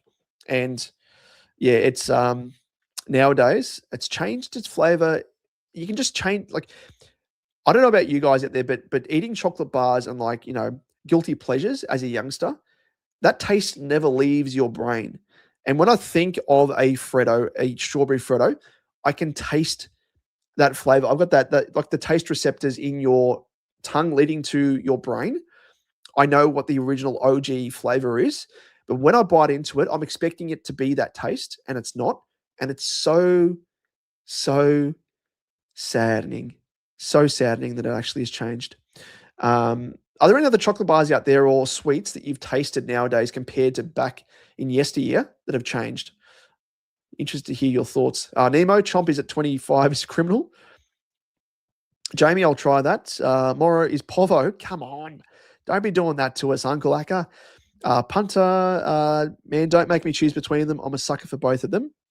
I'm talking about the ice creams there, I think. Aero bars should be top 3. Yeah, as I said, the peppermint, I think it's peppermint Aero, the green Aero is amazing. Fun fact, Milky Way came first. There you go, made by Forest Mars. His son fell out with the family business, moved to the UK and started Mars. The companies merged and the same bar was Milky Way in the... Wow, there you go. Actually, it's funny you mention Milky Way in the US because Milky Way, now that you mention it, when I actually tried it in the US, I bit into it and I was like, wait a second, this is a Mars bar. And a Mars is virtually like a Milky Way. So it's like flipped. It was really weird, really, really weird. But yeah, Mars every other country. I've actually got some videos on TikTok. I think my wife's TikTok, where on our honeymoon over the US, we went on a whole a taste adventure, tasting all the sweets and guilty pleasures, all those fast food, burger joints and stuff that we don't have here. And we reviewed them and rated them, and it went off. All the locals over there in the US, we got tens of thousands, hundreds of thousands of views on my wife's TikTok. I'll have to link it. It's quite funny. But I ended up recording a couple of solo food reviews when I was back over there for the Cricket World Cup, and pizzas and stuff like that. But I've never uploaded them, so I might have to get around to it, and I'll link it here. I might get back into it because I love doing a little bit of the taste test, road testing the new products on the scene. But ladies and gents, as I desperately catch up to the comments, let me just scroll down. This lady right here is someone who I always say is a legend. She is one of the OG supporters of SuperCoach Edge. And I'm talking like seasons and seasons ago. We've been going for 6 seasons now. But Kate has been there from the start. And believe it or not, she's only one of 2, openly, female supporters of our channel. There may be others out there behind the scenes, but her and Nicole on our Discord, if you're on there, if you're not, check it out. But they are the 2 most vocal ladies amongst us that support our channel. And Kate, you already do above and beyond. She actually, in our Discord, as of today it might have been yesterday, I can say now, actually went to the trouble of DMing me and saying, I just realized how much work you put into your channel with regards to, Damo's Team Talk, the weekly SuperCoach Edge episode, as well as the captain's episode, that I'm the captain now, as well as being on Discord, answering comments, questions, doing the live stream on Fridays here, as we are now on Friday Knockoffs. And she was so nice to slide into my DMs to thank me for the work that I do, which you don't need to do. But such is the kind heart that she possesses and the kind soul that she is. She went and did that. And I was blown away. And it always blows me away when I have people being so nice. And it just reminds me how lucky I am to be involved again with such an incredible community. And Kate is at the forefront of that. So Kate, thank you so much.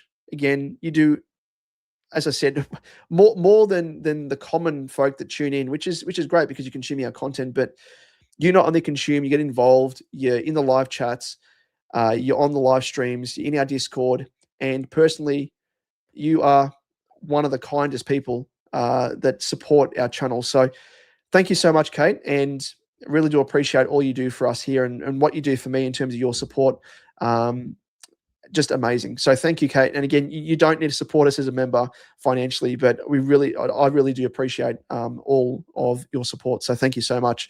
And I hope you are going well, Kate. You know what I mean there. So hope you are faring well, and please get some sleep before the actually, we could probably do this stream all the way through until the Socceroos game against the Yanks. No, we couldn't do that.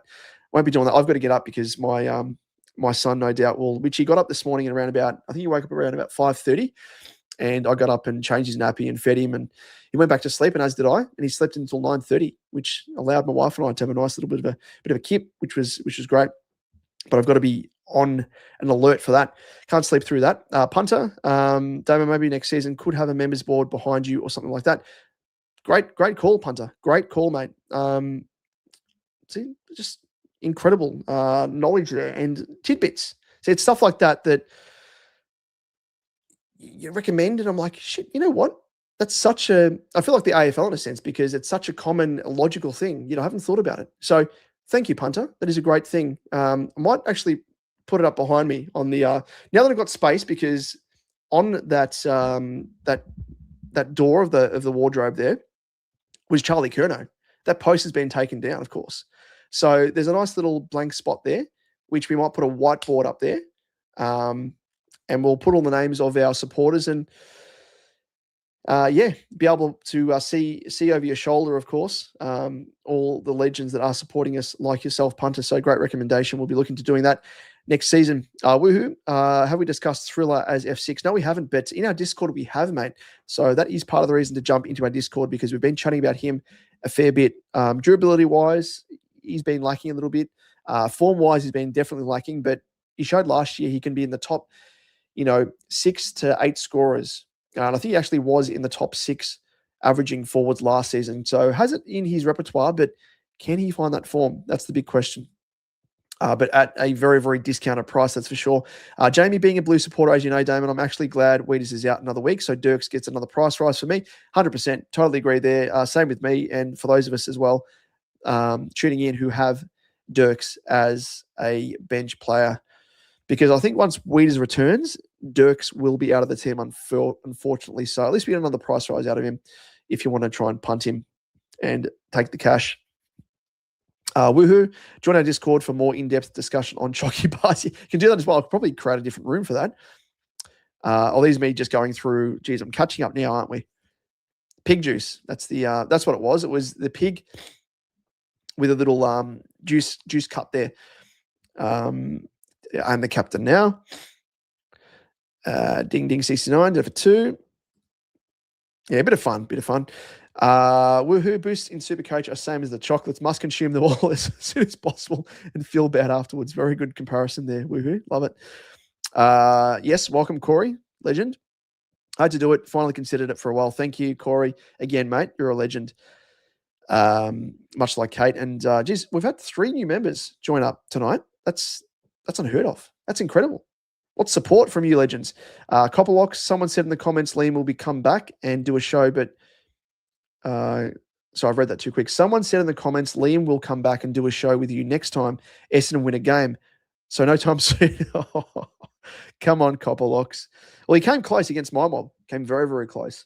But yeah, he is a new doting dad like myself. Well, he's just got now, she's ticked over his daughter, over 2 months old, and he's since gone back to work as well. So he's a busy man, as busy as me, but even more busy because when they're at that age, it takes a bit getting used to the swing of things of being a parent. And my young lad has ticked over 1 year. I can't believe he's 1 already. Makes me feel really old. In a good way, good way. But we'll hope to have Liam back before the end of the season at the very least, when time does permit, around his working and, of course, dad commitments. Uncle has, you voted for Kit Kat, mate. There you go. Woohoo. Can I change my mind? You can. With the advent of Snickers ice cream, I'm changing from a 3 to a 4. You can. So it was you that changed it. I see.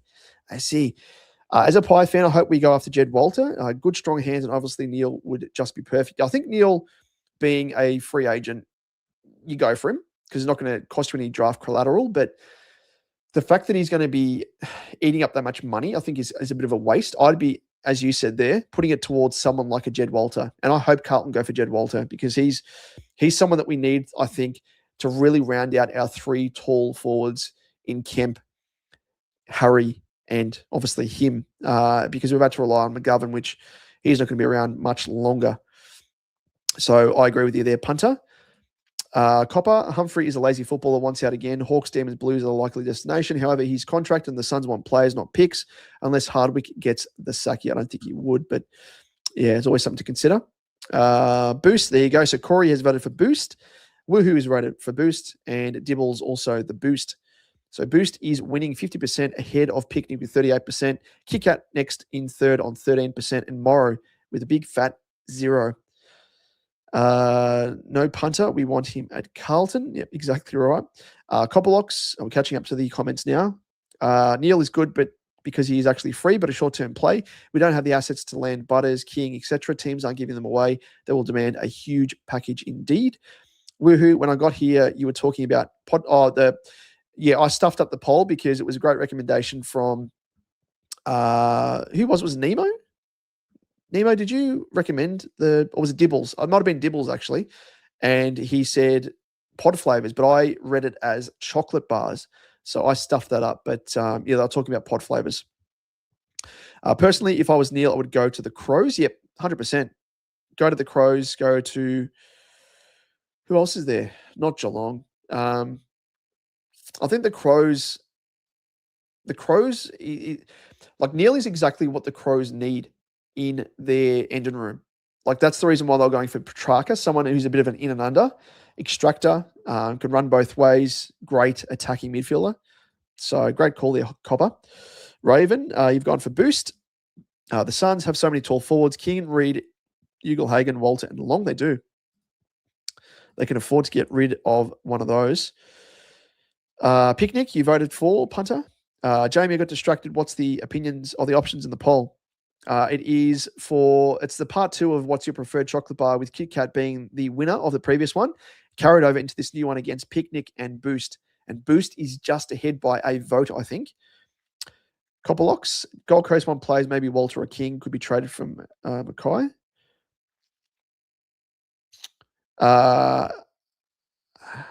You're talking about Harry? I don't know why they would be trading out either key forward they've already got for another key forward in Harry.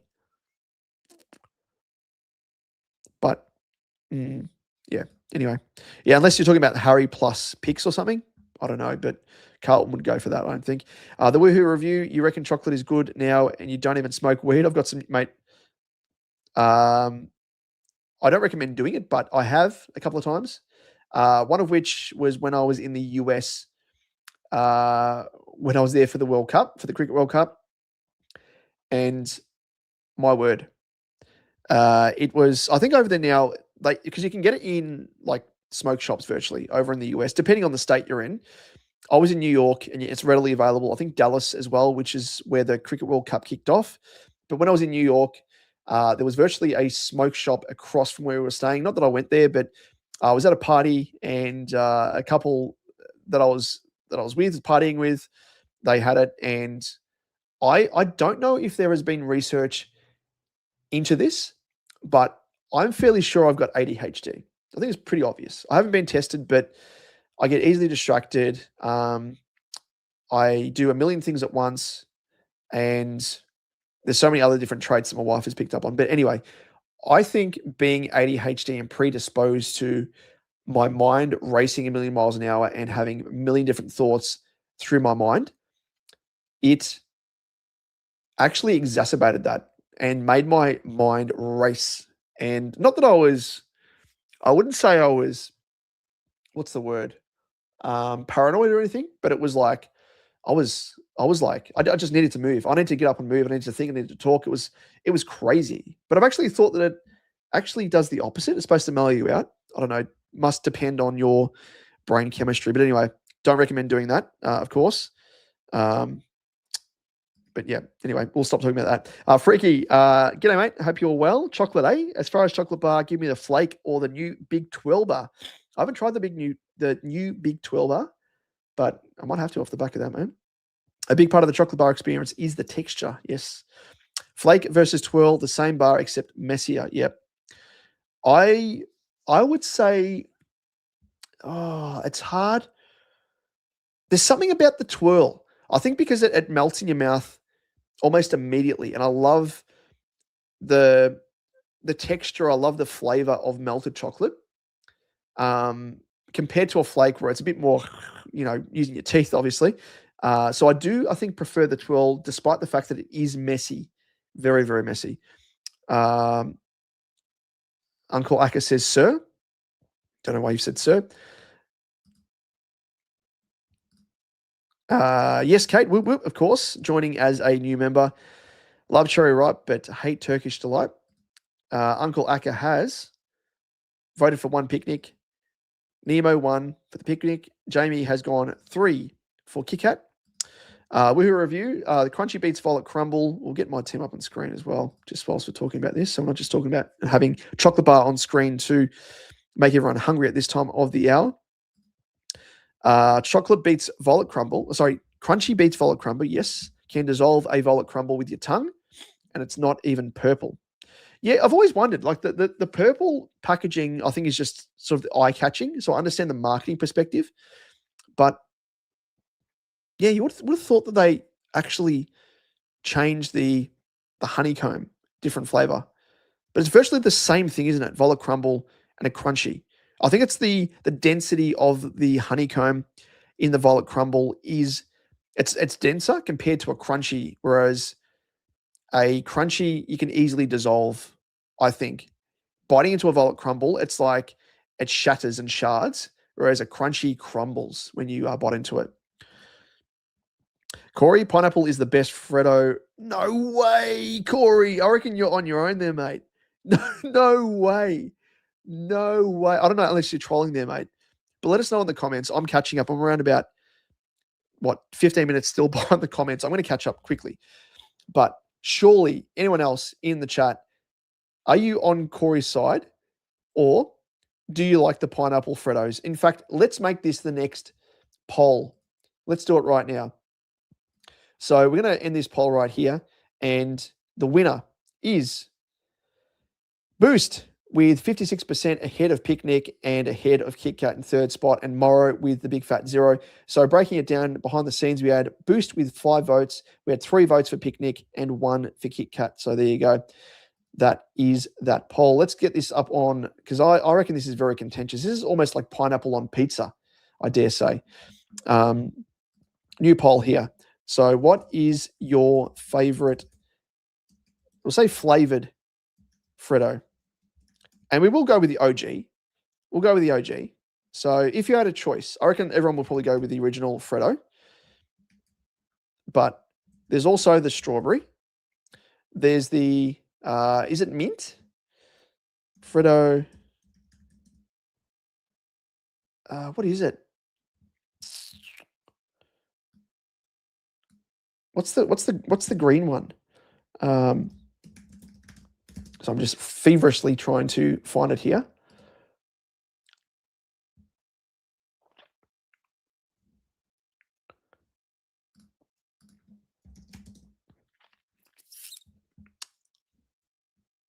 Oh, that's right. There's the milky top, which is like the milk and white. Strawberry. Peppermint it is, yeah. So peppermint is another one.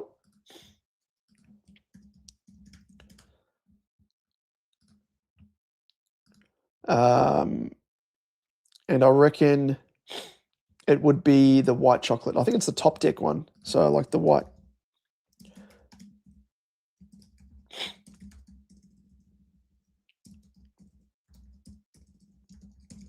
There we go. So this is the new poll, ladies and gents.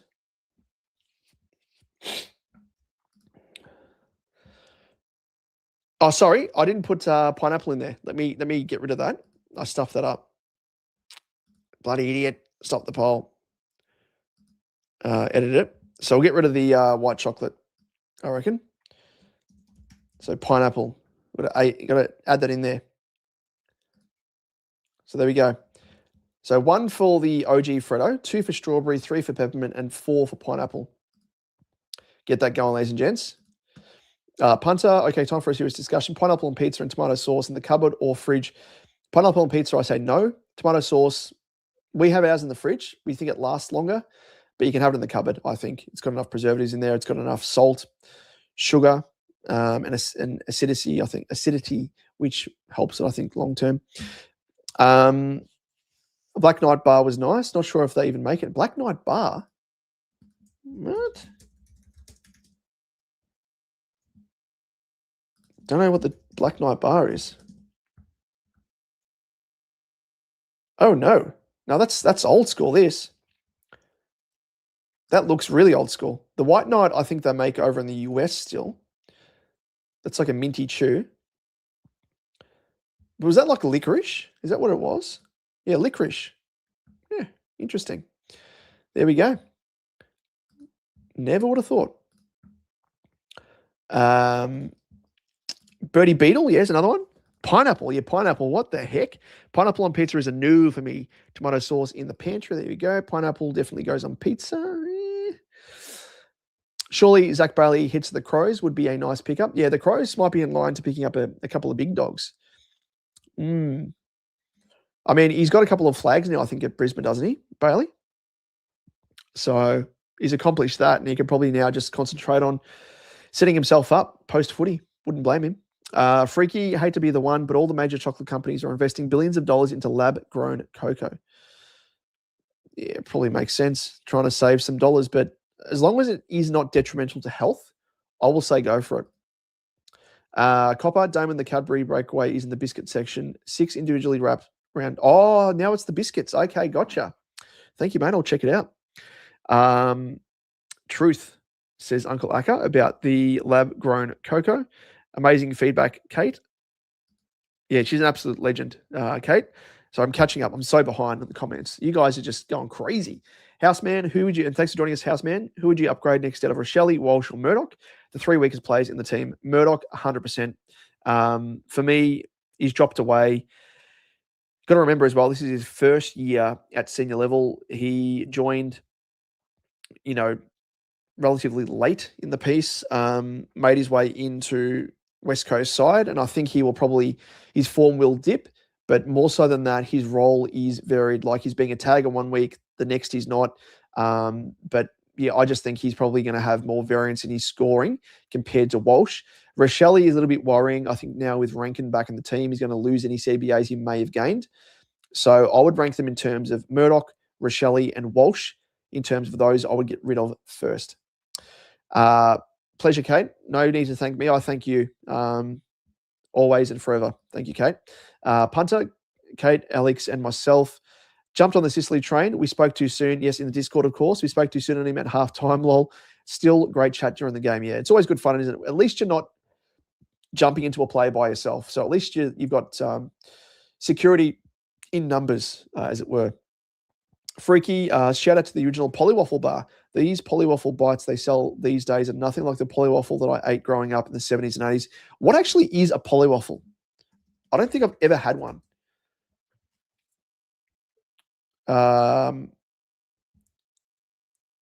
So it is filled with marshmallow coated in compound chocolate. Interesting. I've never had one before. Never had one in my life. They look interesting though. I'm a fan of marshmallow, and that's probably the one way I would eat them is in a Polywaffle. Unless you're roasting a marshmallow around the fire. I wouldn't go out of my way to have a marshmallow, but don't mind it. I'll have to give that a whirl, mate. Speaking with a bit of vintage there as well, Freaky. Good to see. The woohoo, is Warper carrying a shoulder injury? I think so, but I think he's also just can't get a crack into Geelong's team. Oh, sorry. I thought you were talking about Warple. Apologies. Walsh. Yes, Sammy Walsh is carrying a shoulder injury. I think he copped it. It might have been against the Cats. Or was it against the Dons? It was one of those two games, but he went down and I thought, oh, no, here we go. He's going to be out. But he came back on, to his credit, and I think he's just been strapped up. I don't know if there's been major damage to his shoulder joint, but yeah, it makes you wonder. Yeah, depending on the state you're in, of course.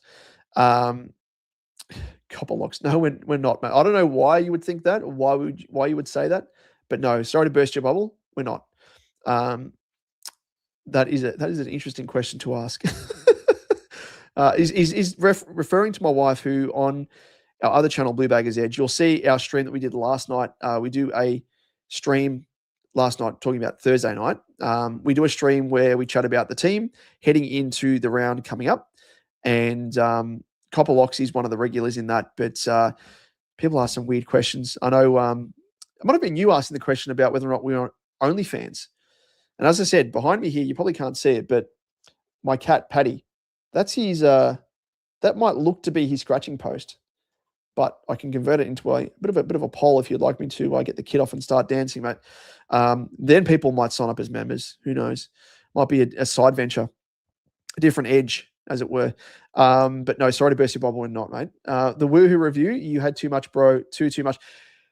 The thing is as well, I think over there, because I know I've had it when I was in Amsterdam, of course, we're talking about the wacky tobacco. We're almost 1 a.m. now, so we can talk about this. Not that I smoke it regularly, and probably, again, part of the reason why, and I'm not a smoker, I'm an asthmatic, so normally I don't, but I first had it as a space cake, which is virtually like a brownie, as you might know, over in Amsterdam when I was on a Kentucky tour. Ended up having a brownie, didn't hit me, and of course, it takes longer to enter your system through your stomach if you're eating it, as opposed to when you're smoking it, it goes straight into your lungs and straight into your bloodstream. Your stomach has to digest it, it has to go through to your intestines, and it obviously absorbs into your body via those means. Now, I know in Amsterdam back then when I went, it would have been 2007, 2008 it might have been. And I'm sure it's the same nowadays, but they don't actually dilute it in a sense with tobacco, which is fine because I don't smoke anyway. I don't give a shit about it. But because they don't dilute it in a sense, it's pure marijuana. It's pure ganja. And that means that when you're smoking it, you're smoking 100% compared to if it was 50%, if it was, I guess, mixed in with tobacco. So that hit me hard because in the smoke shops over there, or in the, I think, what are they called? Cafes over there in Amsterdam, you're smoking in passively, but also you're having the space cake. And that sent me. That absolutely sent me. It was actually until the next morning when we were on a tour. We had to go to some certain location and use the train system. And I remember that morning I got up and, everyone else was there and, people getting up at different times and stuff, but the bus was leaving by a certain time. And I had to try and make myself cereal. And I remember this vividly. I would go over, pick up my bowl, pick up my spoon, go over, and then go to put my cereal in my bowl, look down, and I don't even have my bowl in my hands, thinking I'd picked it up. So I go back over, pick up my bowl, pick up my spoon, go back over, go to scoop it into my bowl, look down, and I'm holding my spoon. I've left my bowl over on the table. It was at that point, I think it was starting to wear off, so it wasn't as pungent, I guess, as what it was when it first hit me. Because when it first hit me with the space cake, I was tripping. I was really, really paranoid. I remember I got back to the hotel. I was literally laying on my bed, fully clothed, staring at the smoke alarm above me, which was flashing the red light intermittently. And I thought it was a camera staring at me. It was hilarious looking back at the time. Not so much, but over in the US a couple of years ago, I probably too much of I had a couple of puffs, but they were deep, they were long. And geez, it made me cough because, again, asthmatic, probably shouldn't have done it. It felt like I'd burnt some holes into my lungs, which was not good.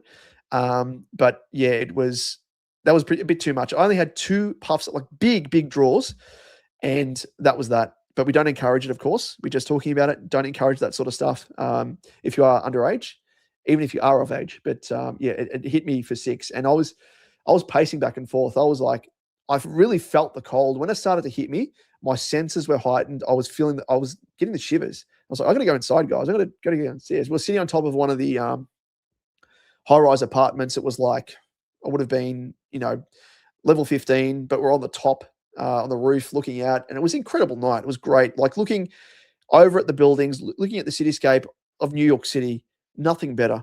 But I had to go downstairs because my mind was racing. I was pacing, and they all thought I was going to spew, which I didn't. I didn't spew, but it hit me, and then it started to wear off, and I was like, now I'm at a good point. I was pretty relaxed. Yeah, it's interesting. Copper, you've voted for 4. Woohoo. Violet Crumble was meant to say can't. I'm getting on board the pineapple pizza train for the violence. Please do not. Now, looking at the poll here, we are split across 4 options here, 25% apiece for the OG Freddo, strawberry, peppermint, and pineapple. Who would have thought? Crazy. Copperlock, sorry, Corey, you've lost the room on that one. Pineapple, I just can't get around that. Of course, that one vote for pineapple is you, Corey. That's worse. That's more contentious than saying pineapple on pizza, I reckon. Jamie, Birdie Beetles are so good, but you can't get them many places now. Yeah, only at the show. And mind you, I think back in the day, there used to be like $1 show bag. Now they're like $10 or something. It's ridiculous. Inflation.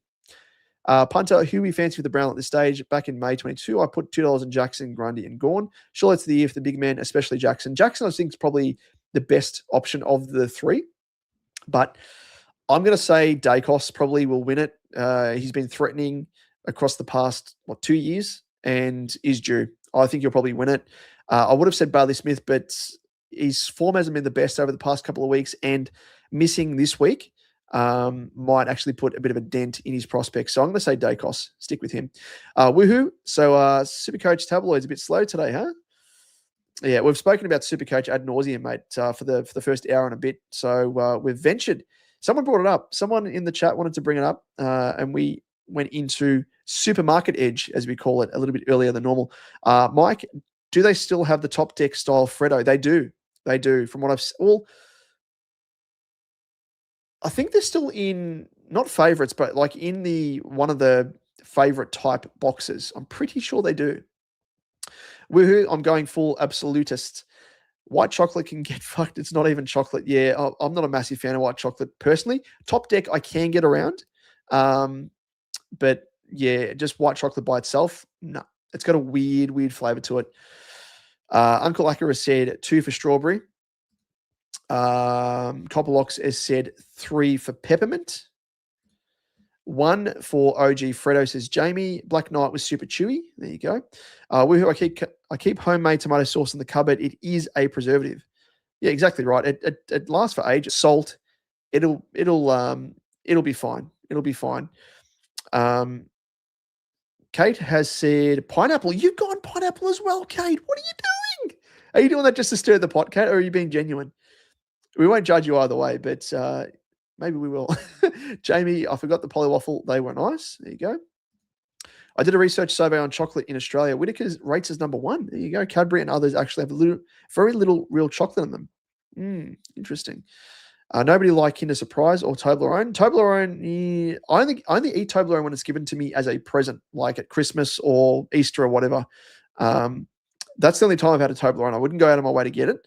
Kinder Surprise I quite like the old school Kinder Surprise in an egg, not the one that you get in the little bar because it doesn't taste the same. But Kinder Surprise, love it. Hershey's, yeah, it's all right. Don't mind it. Freaky Flute, I traded Roberts to Sicily 15 minutes before the game.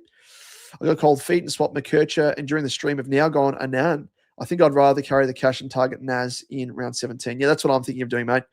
Go down that route and hopefully gives us a bit of an extra week to decide whether or not we go for Naz.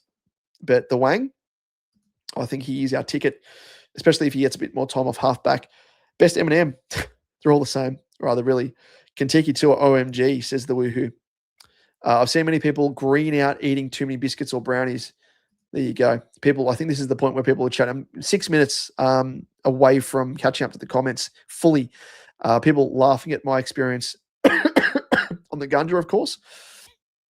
Pineapple Kush. No, I don't even know the flavors. I don't even know the varieties. But if One Nation get into power, apparently one of their policies is medicinal marijuana, which I think is actually a decent thing because not for anyone smoking it or having it recreationally, but to actually help with pain remedies for those people having illnesses and stuff that, because taking morphine and stuff does actually impact your body and organs quite badly. So marijuana is the nice sort of, in between that doesn't damage your organs longer term. I mean, it still does. If you smoke it every day, it's not going to be good.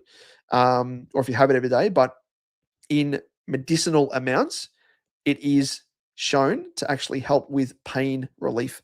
The Woohoo, yeah, your brain, ADHD brain isn't used to being present enough for being super stoned. Could be an ally if you tread carefully. Oh, what do you mean by that, Woohoo? So your ADHD brain isn't used to being present enough for being super stoned. Okay, so are you saying that it throws out my brain because my brain is always racing 100 miles an hour, and because marijuana is traditionally supposed to mellow you out, my brain's trying to fight it? Is that kind of what you're saying there? But you said that it could be an ally if you tread carefully. So you're saying if I get used to it over time, I might be able to keep things in check in ADHD. Mind you, I want to get tested for ADHD because I want to because there are obviously medicines you can take to then offset it. And the way that I've obviously always lived, the way my brain is, I think this is normal. So I wonder what my brain would be like if I was to take medicine for it. Not that I'm a big advocate for taking medicine, like I am who I am, but to narrow my focus with regards to work and everything else, it would be a game changer. But also, I think as a creative in my line of work, it's actually helped me in a sense because creatively I have all these different ideas, and I don't know if I would have that if it was quelled. I don't know. It's really weird, but I'd love to get tested one day, but it costs tens of thousands of dollars. Actually, oh no, not tens of thousands. It costs thousands of dollars to be tested for ADHD. I think GPs are starting to be versed in experience with regards to, I guess, testing patients for ADHD, but I think it's quite a new thing and not many GPs can do it or are qualified to do it. So you still have to go and see a psychologist or a psychiatrist, one of the two, and get virtually assessed through them and pay thousands of dollars, which I don't want to do. I think it's a bit of a cop-out, actually. Copper locks, give me a 30 block of 4X over that stuff any day. 4X? I don't know what 4. Are you talking about the beer 4X? Because when you say 30 block, that's throwing me out a bit. Seamless transition, Freaky Fluid with pineapple cushion. Of course. Going from the pineapple Freddo to that. Corey, you voted for, of course, pineapple. Flying the flag for that. Jamie, I'll send you some of my homegrown demo. Hypothetically speaking, of course, I would. Thank you, mate. So it's amazing how many as well that would be able to grow it hydroponically. I can't speak. You know what I mean? But yeah, it's like such an unspoken thing, but people can get access to it. That's the thing. Punter, you've gone for 1. With the Socceroos playing at midday next Friday, will you be working or working? Well, I'm very lucky, mate, that I am a sole trader and I've got my own business with video production. So if I'm editing at my desk, as long as I'm not out filming, I will be watching for sure. Freaky Flute, I only smoke because the human body has cannabinoid receptors, so it makes sense too. Is that true? There we go. Woohoo, Supermarket Edge, very good. Love it. Woohoo, you've gone for Freddo IG, which has taken the lead now, 43%. Jamie, I saw a vid on that last night, Freaky, and explained why my body craves it. There you go. Is it a YouTube video? Link us in the comments, mate. I'd love to watch it. I'm very, I love to learn new things. I'm always a Google mind. Ash, my wife, always says to me, how do you know these things? It's because I Google, and I'm very, very, very curious in life. I like to know how things work and learning about things. I'm a nerd that way, you could probably say. Uncle Acker, the end cannabinoid system evolution. Stoned apes with alien DNA. Yeah, that's us. My missus is mad for Kinder across the globe. I like Toblerone. There you go. Interesting. Toblerone. Yeah, I think my stepdad loves Toblerone, but I don't know of anyone else that loves Toblerone. So you're probably the second person I know now that loves the Toblerone as a go-to. Freaky Flute, Globe, but we live on a flat earth. Sorry, couldn't resist. Oh, my Lord. Medical marijuana, yes. Prohibition does not improve anything. Yep, exactly. You had already moved past the point where you picked up the bowl without picking up the bowl. Yeah, exactly right. Double entendre there. Very good. Jamie, the medicinal marijuana is so much better than what you buy from someone. Yeah, well, it's going to be grown more pure, you would say. Geez, we're talking about purity now. It reminds me so much of Breaking Bad, but that's a different sort of drug you should not be taking at all. Of the crystal variety, that is a no-no. Woohoo! No, don't take medicine. It's a superpower. Use it. Wait, what? You've contradicted yourself there. You said no, don't take medicine. It's a superpower. Use it. Oh, you're talking about my ADHD as a superpower. Yeah, okay. Yeah, maybe. I'd like to know what my mind and brain, how it would operate if it was kept in check. Let's just say that.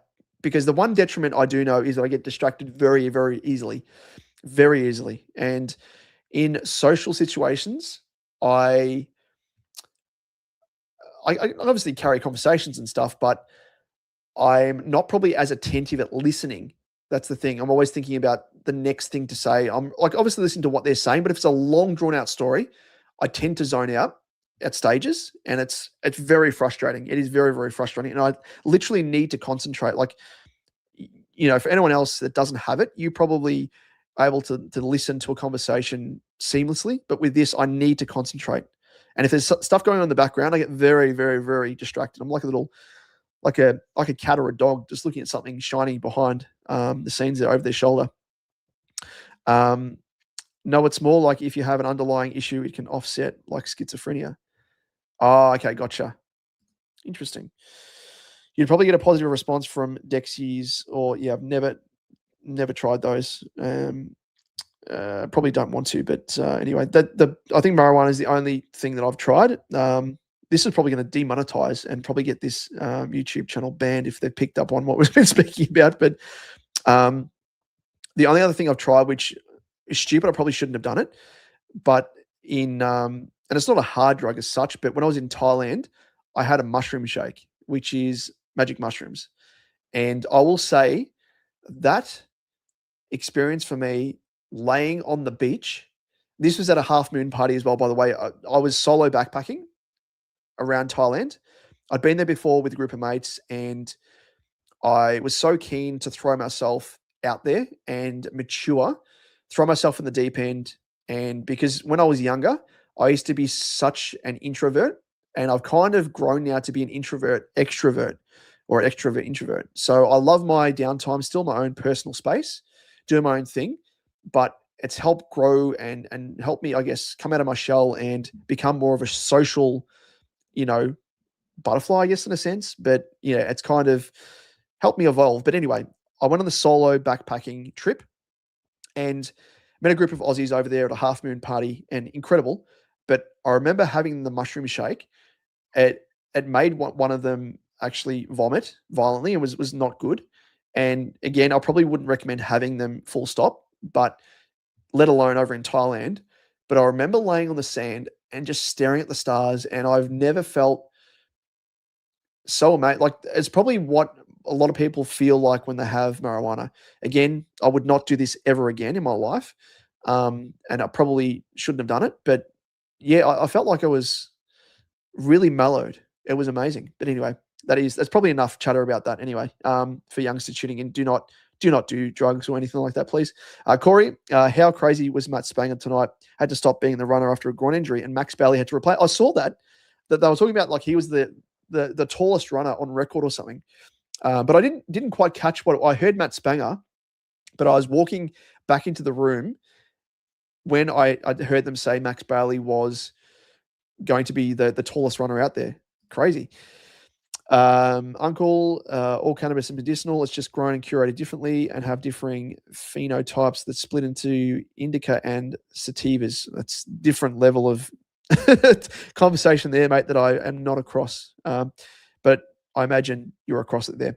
Freaky, I smoke medicinal, MJ. I don't take anything big pharma. 58 years young. Last time I had the common cold was 37 years ago. There you go. I reckon there's something to it. Freaky Flute Man.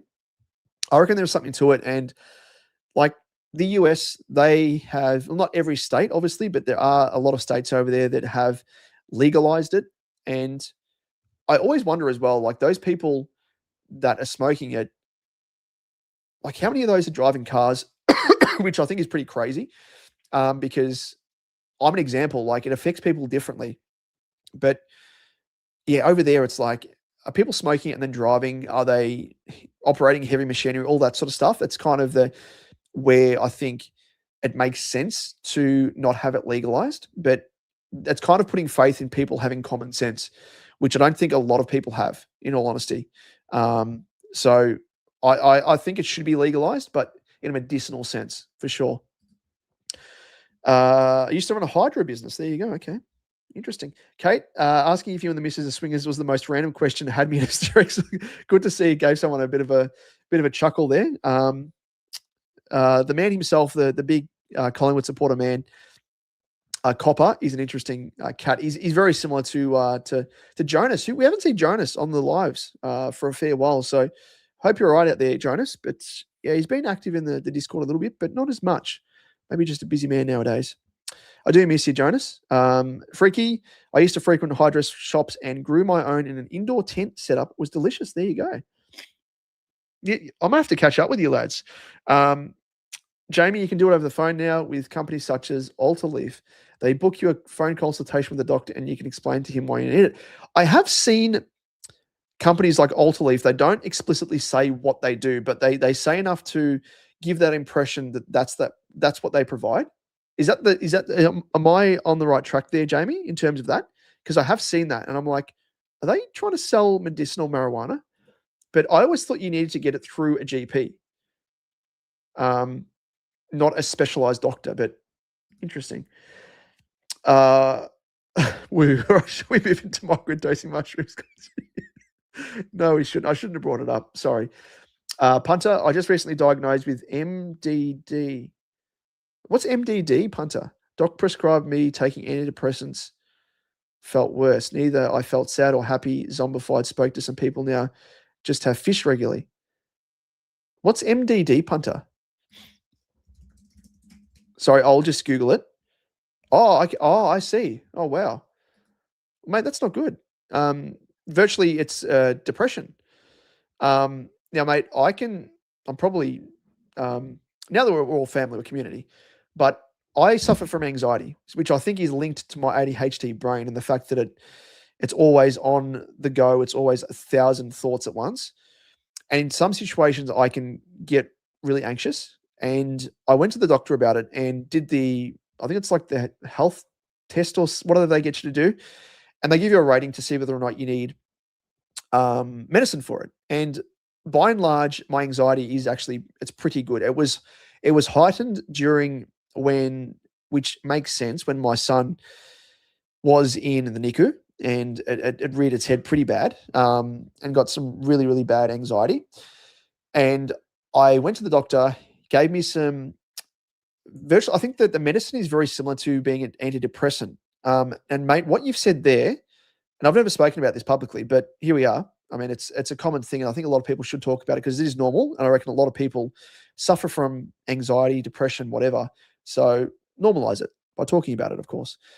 And I had this medicine. I forget what it was called, but it's one of the more common ones anyway. And there's different dosages. It's like, 5 milligrams, 10 milligrams, whatever it is, micrograms. What I had literally wiped out my personality. Like what you've said there, not feeling happy, not feeling sad, zombified. Zombified is the word that I use. When I spoke to my wife, I took it when she was obviously I work from home most of the time if I'm editing for clients, whatever. I took it and I laid down on the bed because I was feeling a little bit sick from it. And then all of a sudden, it felt really weird. I don't know, it was the same for you. If anyone else has felt this as well, because I think it comes down to the fact that they need to find out what the correct dosage is, because everyone differs. And the brain receives medicine in different ways, depending on how it's wired, obviously, the chemistry, everything else. But for me, I laid down on my bed and I literally had no thoughts. I was thinking of things and I was like, you have a thought and you have an instant emotion, like happy, sadness, whatever. It was just blank. And it was just like I was flipping through like a picture book of like, a novel, or I don't know how to describe it, but it was like I had no feeling. And I was like, what the hell? Like this is, and I became frustrated in a sense. I was like, this is not right. And I stopped taking it. And it was at the point where my anxiety was not at its worst. It actually started to become a little bit more under control, which was good. And I found ways to control it. But with this medicine, my God, and I probably need to go back to the GP and say it was too high dosage. I probably should have taken half a tablet, but it was the same as what you've said there, Punter. It was very scary. I actually felt, I was talking about earlier when my experience with marijuana, where I felt, I guess, paranoid. That was one of the side effects I had from this. I was like, my instant thought was my heart was racing. I was paranoid, not paranoid in a sense of you were worried about anything, but it was like a surge of adrenaline, but over nothing. And my heart was racing, and I'm like, this is not good. And when that disappeared, it then went into this stage of me feeling really, really weird, not feeling happy, not feeling sad, but feeling, as you've said, they're like a zombie. And I was like, I don't want to be taking this if it removes my personality and, has me feeling, takes away my emotions. Like that's, for me anyway, I should have gone back. Like if everyone deals with anxiety and depression at varying levels, and some need to be medicated, which is totally fine. And I probably should have gone back to my GP and said, I need to be reassessed for the dosage that I've got. And I probably would have found a happy medium. But at that stage anyway, as I said, my anxiety was kind of under check. I knew what the trigger point was, so I was able to manage it.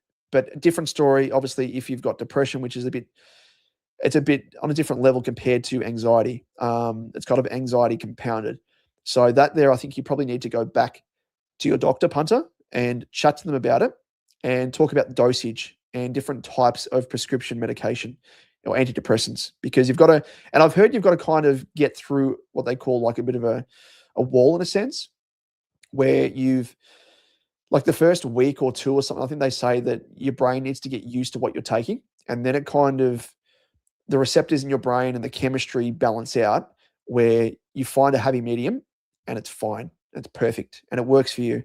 So I definitely recommend, punter, to go and just have a chat to your GP about that, especially with the MDD, and to see if they can help you about it. Sorry, I've been chatting about this for about 10 minutes, so sorry if it's boring, but it's something I think that should be spoken about. And I haven't spoken about on obviously this channel as yet, but just to normalize it. And hey, if you've been feeling that way as well, go to your GP and chat to them about it, because whether it be, symptoms of what you may think is depression, even if you think it's not depression and it may be there, but you don't know if it's anxiety, go and chat to your GP.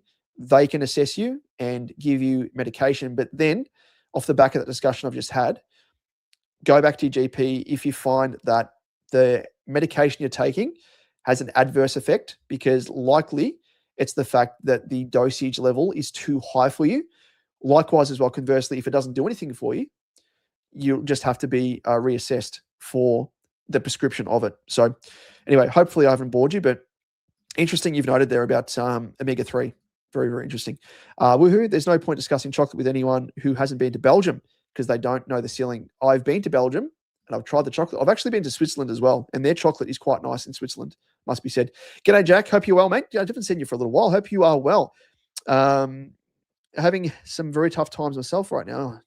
Taking a break from SuperCoach the last couple of weeks as life has gotten in the way. Mate, SuperCoach, as I always say, for me, SuperCoach is an escape from life. And the minute that SuperCoach becomes a burden or becomes at a point where I'm not enjoying it, I put it on the back burner. I don't overall myself with it.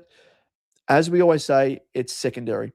Life, your health, family, that comes first and foremost. And off the back of all that discussion we've just had there, and I've kind of unearthed myself in a way, which is fine. I really don't care. I hope it helps people out there. But yeah, it's not good to see you've gone through tough times yourself, mate. And I hope you are faring well. And I always say this, and genuinely, if you want to chat, slide into my DMs, because as I've just said there, as you can tell, that I am someone who's gone through anxiety, and it's a normal thing. It happens. It happens to all of us at some point in time, I'm convinced, at differing levels. You may not know it, but it happens just through the trials and tribulations of life. And mate, my DMs are open. If you want to have a chat, please feel free, whether it be through the Discord DMs, Twitter DMs. I'm here to help you in any way I can, mate. And conversation is always a good thing to help out with those things. So please, I encourage you, in fact, please have a chat, mate. And always happy to help. And, if you want to chat about something else, not even about what the difficulty you're going through, you don't want to chat about it, that's totally fine. You want to chat about SuperCoach, you want to chat about anything else in life, please, DMs are always open with regards to that as well. But mate, not good to hear that you're going through tough times, and please take care of yourself. And if there are people in your life you can have a chat to, family, friends, strangers like myself, hopefully I'm not so much a stranger to you, even though we haven't met in real life, mate. And I'd very much love to, as I said, if you're coming down Melbourne way, hit me up. Love to catch up for a beer. Not that I'm really a beer drinker, but that's the saying, isn't it? For a Coke, for a Spirit, whatever it is, for a water. Yeah, always open for a chat and for a catch up, mate, for sure. So please take care of yourself there, and hope things get better there. Freaky, Jamie, what's your fave strain? Mine is Hawaiian Rain by West Coast Palms. It sounds like a song that you're a song and an artist from a bit of what do they call it? That's like Snoop Dogg. What's his genre of song? Is it West Side? I don't know where he's from. If I get that wrong, they'll probably come for me and kill me. But he's like West Side Rap or something. I don't know. Not West Side Story. Punter, Joe Rogan and RFK Jr. Yeah, Robert Kennedy, of course, Jr. on stopping or reducing prescribed antidepressants. Really? That's interesting. Although I will say that RFK Jr. is an absolute nut job.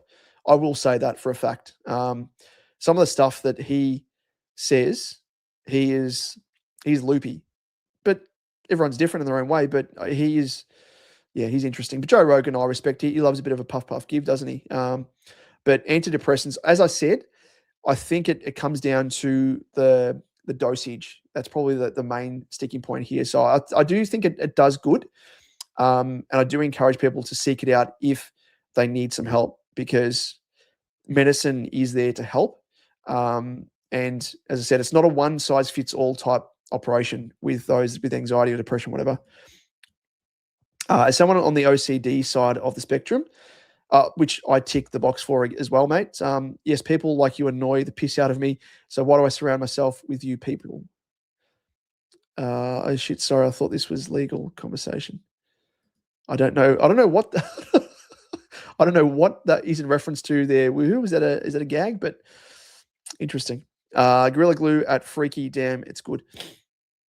Jack, my visa for Norway got rejected and have faced a 2-year. What the hell? From entering Norway and EU countries as I overstayed my welcome without knowing. Oh, dude. That is so cooked. Mate, I'm so sorry to hear that. What the hell? That is so shit, honestly.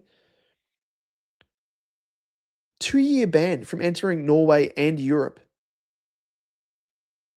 So how did they come to that conclusion though, Jack? That is so cooked. So was it when you came back to Australia that they were like, hang on a second, you've overstayed your welcome? Oh, man, I'm so sorry to hear about you and your fiance. Mate. That is terrible. That is shattering. I'm so sorry for that. Is there a chance that she can come over here? Like, is that a possibility? Like, is that, I don't know with regards to work and stuff, but mate, I'm so sorry to hear that. Oh, mate, that's so shit. The woohoo, the prescribed Dex is for your specific brand of neuro speakiness. I don't know what that is. Copper Locks Magic, Emma the best, opens your mind up to a much larger world. Your body gets so cold though. Well, I felt the coldness with the ganja, mate. I don't know if it's due to the fact that your touch and temperature receptors, I guess you call it, like they were heightened, but I don't remember feeling cold. That was interesting. Yeah, that's honestly like, sorry, but that's really hit me for 6, Jack. I'm so sorry to hear that, mate, because you're such an awesome dude. As Punter has said here, like, great to hear from you first and foremost. Keep your head up, mate. Move forward and believe in yourself. Life can be a shit old times. We're here for you, mate, anytime. 100%. We are here, mate, always and forever. And that sort of stuff, like to be hit with both barrels virtually, like with that, and then with, your relationship side of things, like far out. And it's this sort of stuff in life that really, it's such a shit thing because it's like compounding. It really does compound. And if one thing I will say, Jack, and everyone has their difficulties, and I'm not discrediting or discounting anyone's. But if you use mine, for example, in 2025, almost lost my son. He was in the NICU for 4 months, spoken about in the past. But leading into, and I've said it before, but I haven't gone into detail, but would have been September, actually, sort of mid to late September, I almost had a stroke, believe it or not. I don't know what caused it. Doctors have no idea. But one of the major arteries in the right side of my neck, it actually split the inner wall of the artery. So it wasn't my jugular. It's the other big one. It's the vertebral, I think they call it. It's the carotid artery, I think, is the one that goes through. It's also in your neck, but goes through to your leg and whatnot. But this is one of the main ones which supplies blood and oxygen to your brain. I don't know what it was. I think maybe a coughing fit, but I had no idea how serious it was, but I do think it was due to stress and probably due to anxiety, everything else, but it actually almost gave me a stroke and almost potentially killed me. And it's those two things back to back where it was like, I thought to myself, you know what? I just had a moment where I thought, you know, why does life do this? Where you've got shit moments being thrown at you, and it's almost like a bit of a test. Like the universe is testing you to see how you respond. And end of the day, I was like, when this happened, I just thought, what can you do? Like it's out of your control. And the best you can do within your control is how you respond. And I could have easily, off the back of that, and because again, I don't know what caused it, they could have caused me to have a stroke. They could have caused me to die virtually. I haven't really given it too much thought because it's one of those things where, again, no control over it, but it's kind of like, shit, it's such a serious thing. And I mean, at the time when it happened, I was very, very paranoid that any movement I made with my neck, if I felt something that didn't feel right, that I'd done it again. And at any moment, because again, I don't know what caused it, it could have happened again and could have had a stroke and was maybe 2 steps away from not being here, which again, we all have an expiry to speak broadly.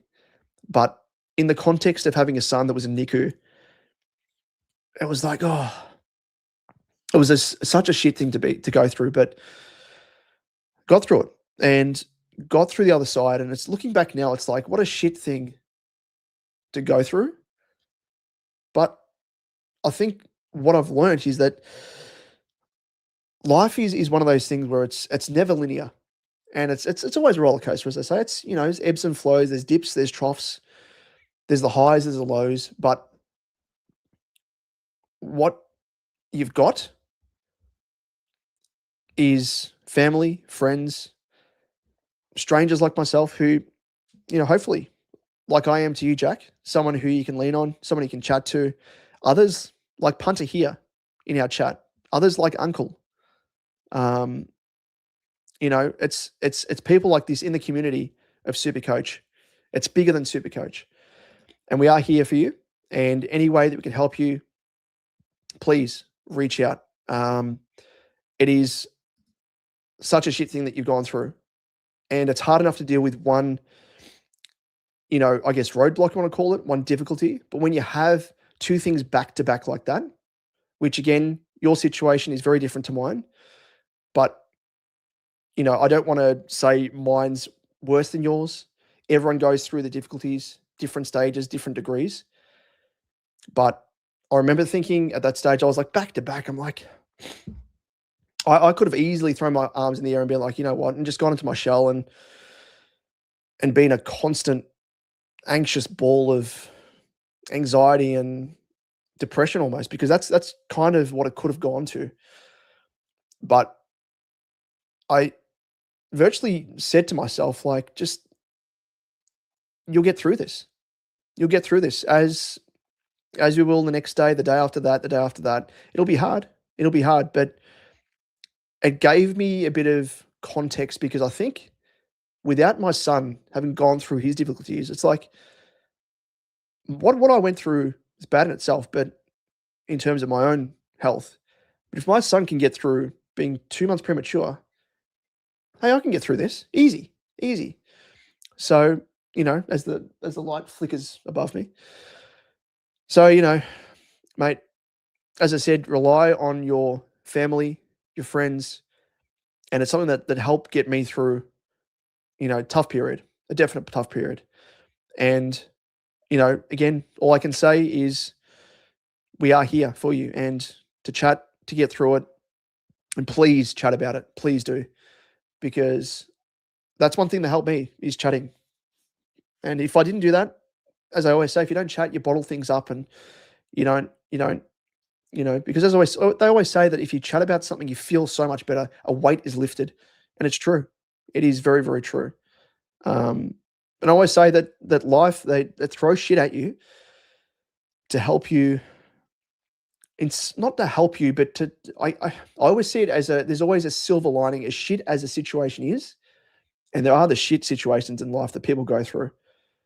But I always say that we're on this earth to be learning something, to grow as individuals. And what my wife and I went through with our son, it was testing us with regards to our strength, our resolve, and any difficulty that we go through from now on, we can face easily together because we went through that. We got through it. We got through to the other side. And I think, again, without having been through that, to then go through my own health battle, as serious as it was, without having experienced that, who knows where I would be mentally, honestly. So I think that's kind of reflecting on that. That's what it was preparing me for. And craziness. It was a crazy time. It feels like it was years ago now, not just last year. But anyway, that's enough about me, mate, and really about you. And I hope you're feeling better. And please chat to someone, chat to family, friends, lean upon them, and do something that really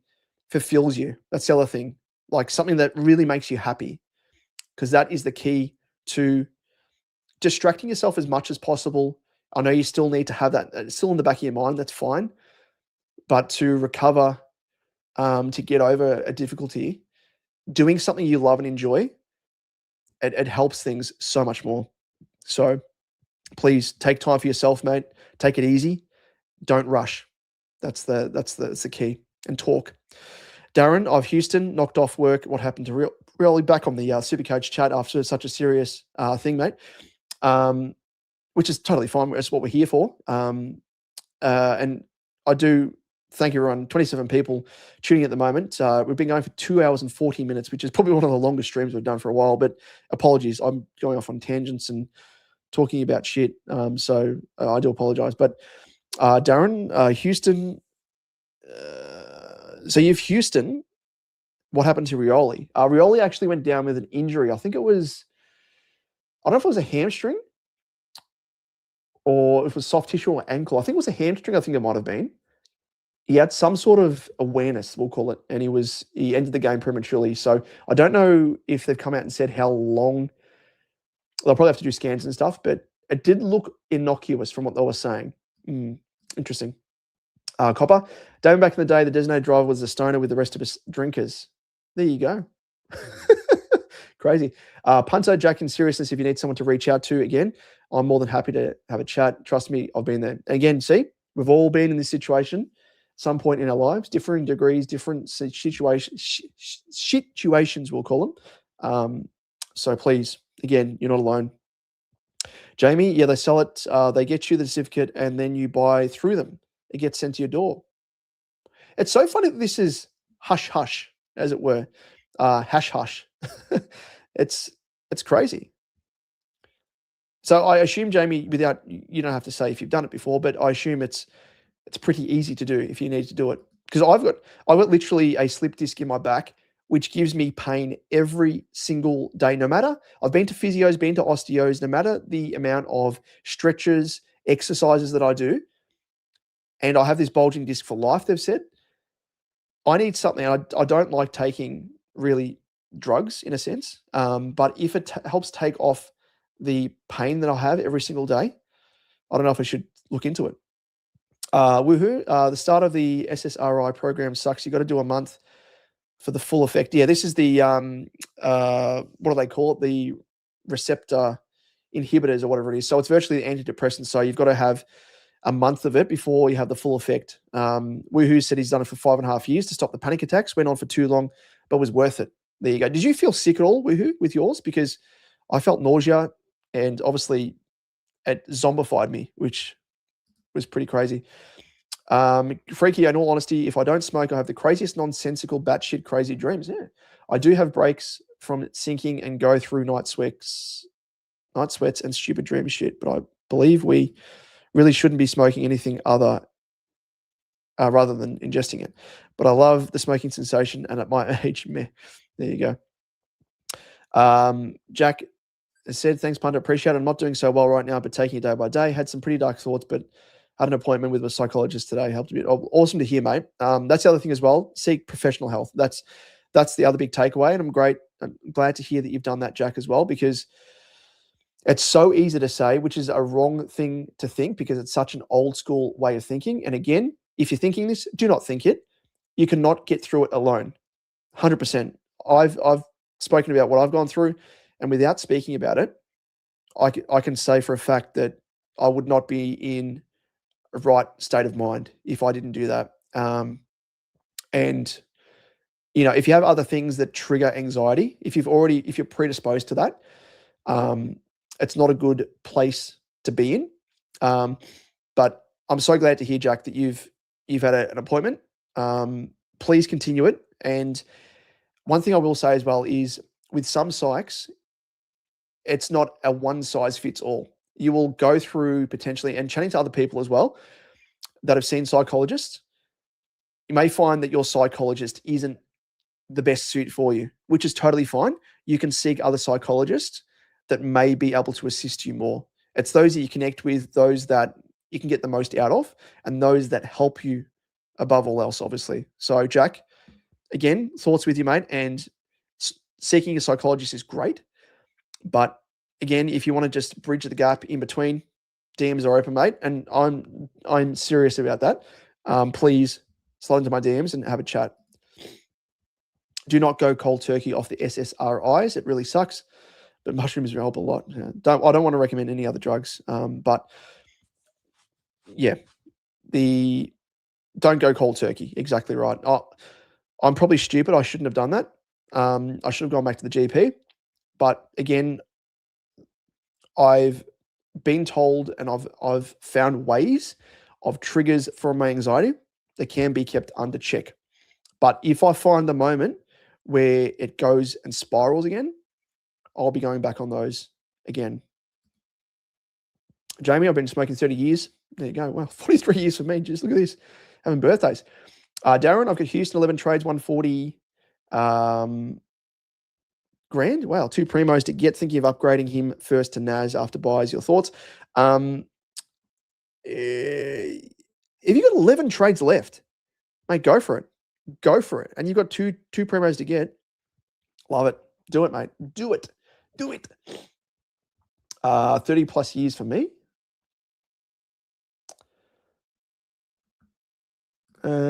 Jamie had a minor stroke 2 weeks ago, and I'm still smoking, mate. Just be careful, Jamie. Be careful about that, because my body's treated me like an old man in recent times, and it's given me a bit of a wake-up call. So just be careful, please. Not considering edibles. Don't chat to your GP. They'll give you drugs that are hard to get off without a plan for getting off them.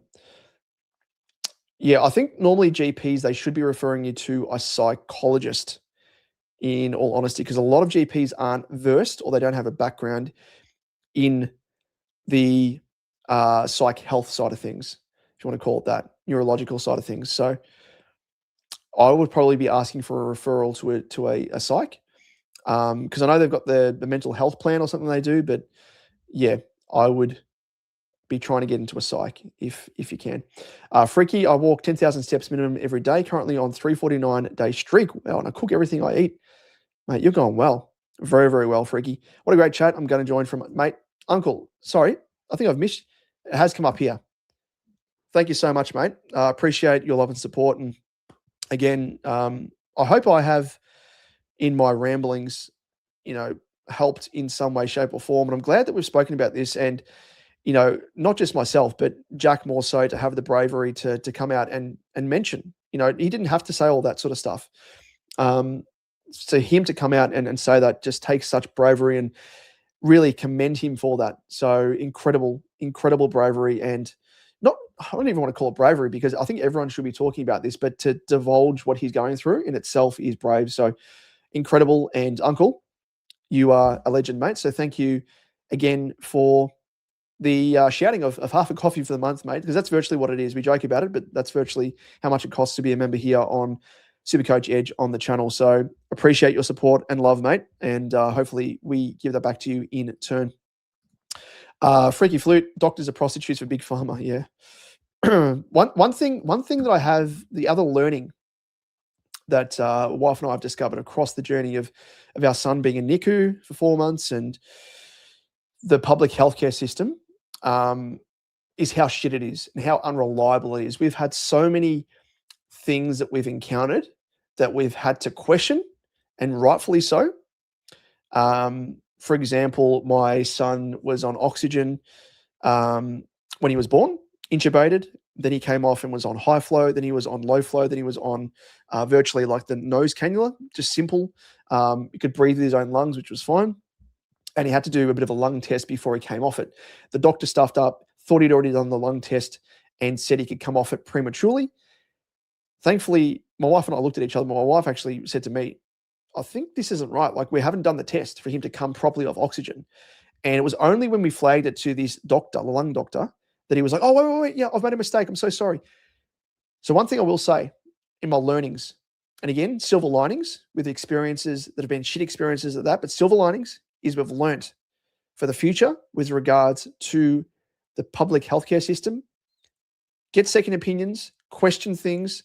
Don't always take things as gospel. I'm not someone who's saying that, I'm not a complete, tin hat loopy that says, don't take vaccinations and shit. I'm not of that type, but I am of the type in my learnings that we need to question things and get second opinions, because people make mistakes in medicine as often as they do in any other industry, is what I've learned. Business, whatever it may be. Whether it be such a serious industry, you just assume that, the I's are dotted, the T's are crossed. Mistakes happen just as often. So please take care. And I'm not saying don't take medicine, don't take vaccines. I'm not of that type. I do think they are there to help, but I'm saying just be careful. Just be careful in terms of double checking things. That's what I'll say. Jamie, I take them sometimes. Woohoo, I don't mind them. Darren, it's good that you are talking about challenges much better than bottling it up. Good on you for doing so. Exactly right, Darren. And, you've just said it there. Like, if you're going through something, the best thing, they always say it, is to chat to someone. And I can say 100%, having been in that situation, chat to someone, it works. And, living through that at the moment is Jack. And he has, he's done the right thing. He's spoken to someone, sought professional help, and hopefully, they can provide that help, which I'm sure they will. Whether it be that psych, a different psych, whatever. If it involves medication to get through it, it's normalized. It's a normal thing. It doesn't matter. As long as it helps you get over the period that you're going through, because we all have been there and you're not alone. That's always something to remember. I think you're using the emojis don't come up in the back end of StreamYard, which is annoying, but you've used the look at me with the pig juice. I am your beacon. Very good. Freaky, I used to be a receptionist for a medical clinic in Bondi that specialized in complementary medicine, IV, vitamin therapy, etc. I don't know about those things where you get the IV nutrients and stuff. I don't know about that. I see celebrities doing it, but I'm like, is there much to it, really? In terms of benefit? Punter, not sure the right protocols in giving my private details for Jack. Anyone heading up the Murray Way, reach out. Punter, you're part of our Discord, of course. Jack, I will say, join our Discord, mate. Again, the Discord link is in our, where are we? So Robbie is your real name, of course, Punter. You've said in the Discord, what's the best way to give Jack my personal details to reach out to us? What I will say is, Jack, join the Discord, mate, and slide into our DMs. So you can also hit us up on, this is the Discord link, by the way, but you can also hit us up on Twitter. You can find me at DamoJ88. You can slide into our SuperCoach Edge DMs as well, SuperCoach_Edge. But you can find me at DamoJ88. Do it through Twitter, do it through the Discord, wherever it may be. You can find Punter in our Discord, along with majority of people in this chat as well. So there you go. Woohoo, bro. Don't talk about Snoop or RFK. You're out of your depth. Okay, there you go. Can you please highlight my comments in gold? Thanks. I don't think I can, Uncle, unfortunately. On StreamYard, it doesn't say that I can. But if there's a way to do it, let us know. Thank you, Jamie, but I'm just me. That's what I say. Freaky, mate. Another one, mate. This is a record stream, and again, you don't need to be doing this, but I do appreciate all of the love and support. And Freaky, you've joined a cavalcade of absolute legends tonight, joining us as members, which Jack is obviously, by the way, as well. Really big shout out to him and to yourself as well, Freaky. Really do appreciate your support, which you've joined us for a long while. I think this is the first season that you've joined us, unless you've been under a different name, but the first season in our 6 years of existence where you've joined us frequently in the live streams, especially. So really do appreciate your support in that sense, but going next level as a member as well. Really do appreciate that, mate. So thank you so much. Jack has said, thanks, mate. I'll give you a message sometime. Had a really nice chat with the doctor. Was struggling really bad one day last week, and he reached out, gave me, with DR, sorry, not doctor, DR, SuperCoach with DR. I reached out, gave me his number and called me. Love this community, mate. That's what we're here for. End of the day, we are humans. As long as we all try to be competitive and talk a big game about SuperCoach, but at the end of the day, it's supplementary to more serious things in life, and mental health is a big part of that. And obviously being healthy in mind, body, and spirit. And mate, always here. Please, I don't know what your I don't know if I've got you on Twitter potentially, but I'll give you my number if I can find your Twitter handle. Otherwise, join our Discord and I'll give you my number, mate, because I'm always up for a chat. And even if it's easier via text, you can do that as well, mate. Always here for a chat, no matter the time of the day. So please take care, mate. Punter, let's go. More members, indeed. Just everyone joining, mate. Everyone joining. OCD is the opposite side of the spectrum to ADHD. You can't stay on point. I'm obsessed with the point. Oh, I get you. There's different types of OCD, though. That's the thing, is because ADHD has similarities in the sense where you can hyper focus on something, which is a trait for OCD. So there's a little bit of crossover there, because I do have traits of OCD as well. I always have, and it's probably linked with anxiety, where I think to myself, have I locked the front door? All that sort of stuff, like, stupid shit where you're like, you've locked the front door, but you're thinking about it and you're like, did I? And it's just that voice in your head, stuff like that. But yeah, it's funny. There's a little bit of crossover there, but I can see what you mean there. Woohoo. Spiciness. Much love to you, Jack. Indeed. Thank you, Freaky, for the love there in Jack's direction. Neurospicy is what cool kids call our personality traits. Classic. Jackie, I was unaware about overstaying. They flagged it whilst I've been here and told me I was unable to re-enter as I broke the rules. They're extremely strict and it's very tough right now. Far, man. It's so shit, honestly. Wow. Yeah. And it really, like, I imagine there's no appeals process as well. It's so shit that you didn't realize until you'd already done it. So like they just heap everyone into the same basket, I imagine. They're like some that are trying to stay there illegally, others like yourself who don't even realize that your visa's expired. That's like an honest mistake. Like there should be different categorizations for, each of them. That's pretty rough. Jonas, I spoke of you before, mate. I don't know if you saw the big bat signal I had in the sky, mate, for you. I mentioned Jonas. I haven't seen you in the stream for a little while, so good to see you, mate. It must have been ESP, because we're talking about mental health and neurodivergence and everything else. So maybe we just on the same channels, mate. Maybe 1 a.m. stream indeed. We're going to wrap things up shortly. Once I catch up to the comments, because I've fallen behind again because I was on a yarn.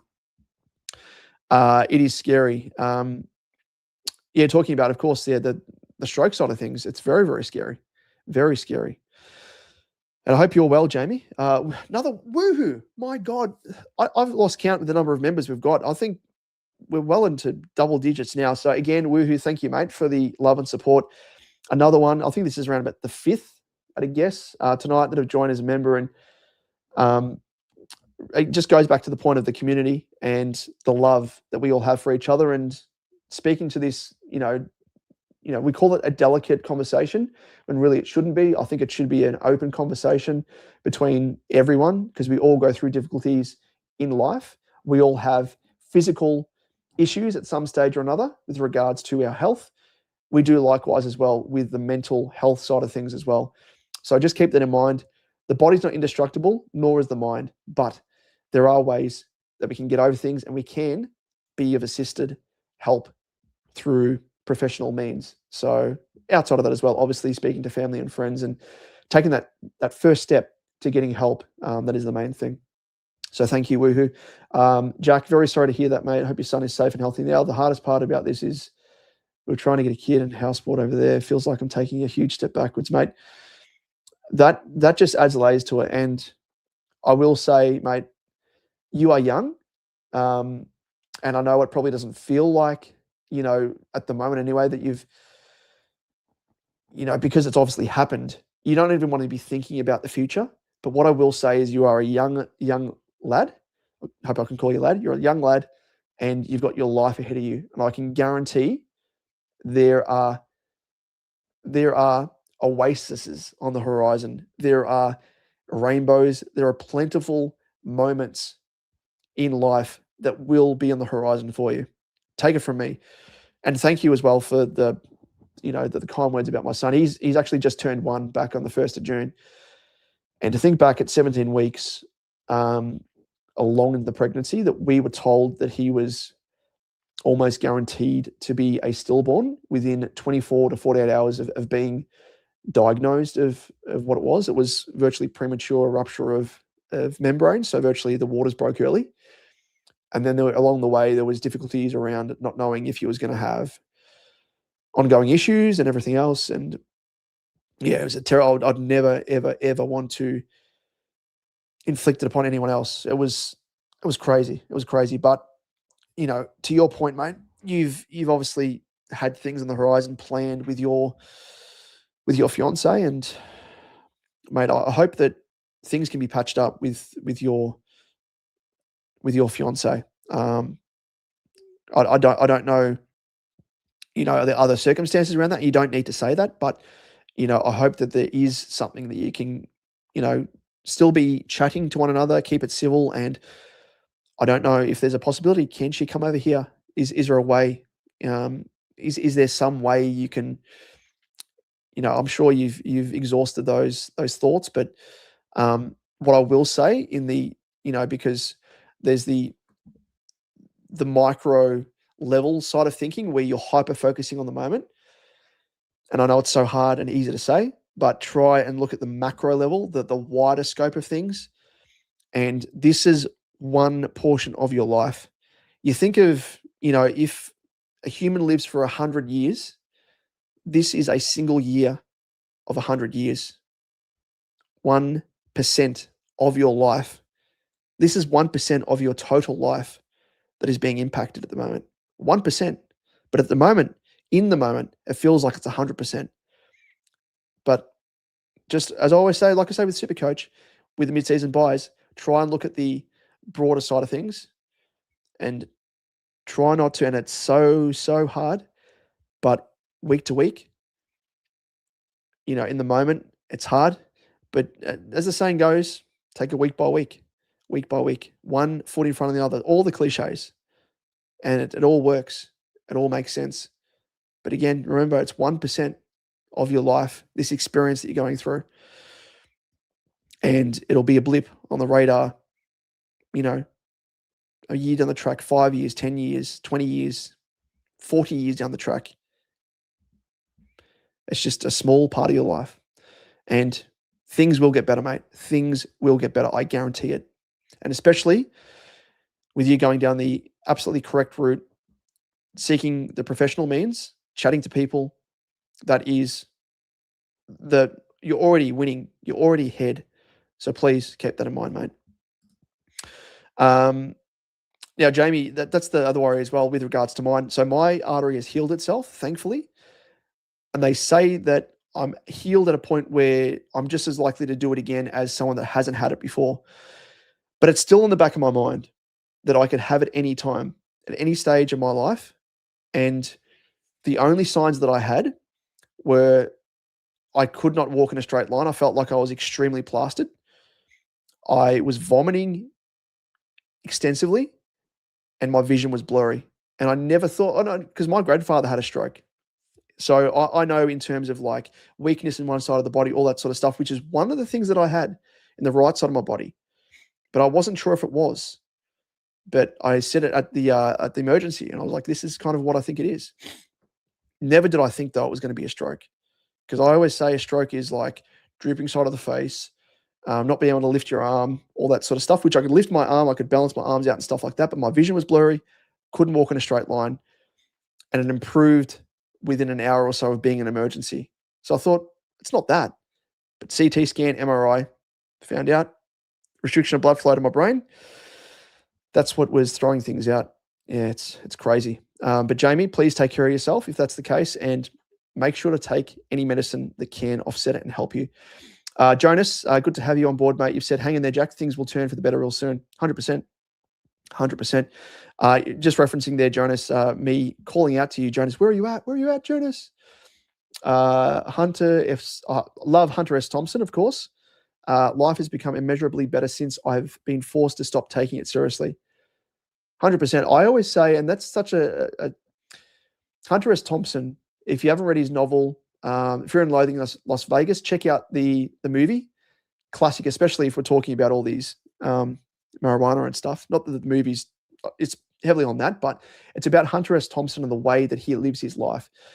And the way that I like to view life, and the way that I kind of, there are times in life where you have to be serious, fair enough. But for me, people always see me as the laughing, the funny, the smiling guy who likes to have fun. And that's the way that I approach life, because life is too short to take seriously 100% of the time. And I always feel that when I get the most out of making people laugh, smile, all that sort of stuff, and I get that on tap now with my son. I'm so lucky, but it's one of those things where you approach life with a different perspective. If you again, there are times that we take it seriously 100%, but as the saying goes, lighten up a little. And I always find that it fends off any negativity, all that sort of stuff. If I'm having fun, making people smile, making people happy, it makes me happy in a sense. But a very, very good quote there. Hence the mushrooms. Yeah, very good. Jonas, of course, I just woke up not long ago, watching the highlights as I slept through the game and listening to this a bit at the same time. I must have heard your name, Jonas, in your subconscious that I was calling out to you. Now, Jonas, what do you do for a crust, if you don't mind me asking? Because I do have an idea. I do know of your name. I'm not going to dox you, obviously, but what industry are you in? If you're allowed to let us know, I'd be keen, because there is someone who shares your name that I do know, and I don't know if it's you. Anyway, that's probably a discussion for a different time. Life is suffering. Facing the suffering gives you life purpose. Yep, exactly. SuperCoach gives my life purpose. I can't believe we traded Noble and picks for Houston. He is not used properly and frustrating to me. Yeah, I'm very, very surprised with McRae and the way he's used Houston. I'm glad Carlton didn't go for him because we wouldn't have been able to go for Jagger Smith because we would have been trading those picks for him. But I like Noble. It's very, very strange. Woohoo, lower back pain is a classic psychological symptom of unresolved issues. Very familiar with it. I wish I could say it was that, mate, but I've slipped a disc in my back twice over due to work, carrying my heavy camera gear, not picking it up correctly. And when I was actually working at Collingwood back in the day in 2015, I was lifting. It was one of the heavy metal stools they use for box jumps, and it looks light. And I didn't bend my knees and literally pulled it up and popped. I felt the pop on my back, and it was my disc actually bulging out, and it hasn't recovered ever since. And I've done it again, and I did it to 2 discs. One's since healed. The other one is, sorry, I was giving you the finger there. And the other one is constantly bulging, and it'll never heal, unfortunately, unless I have it surgically done, which there's no benefit really. So I've had sciatic pain and stuff, which is debilitating, but this is just surrounding muscles, very, very sore, and the disc itself is quite sore. But I wish it was a psychological thing. Jamie, you'd be better off with the THC oil, Damo. It's great for pain relief. You can even get it without the THC, and it works the same. Where would you get it from, Jamie? I'm out of my depth here. I have no idea where to get it.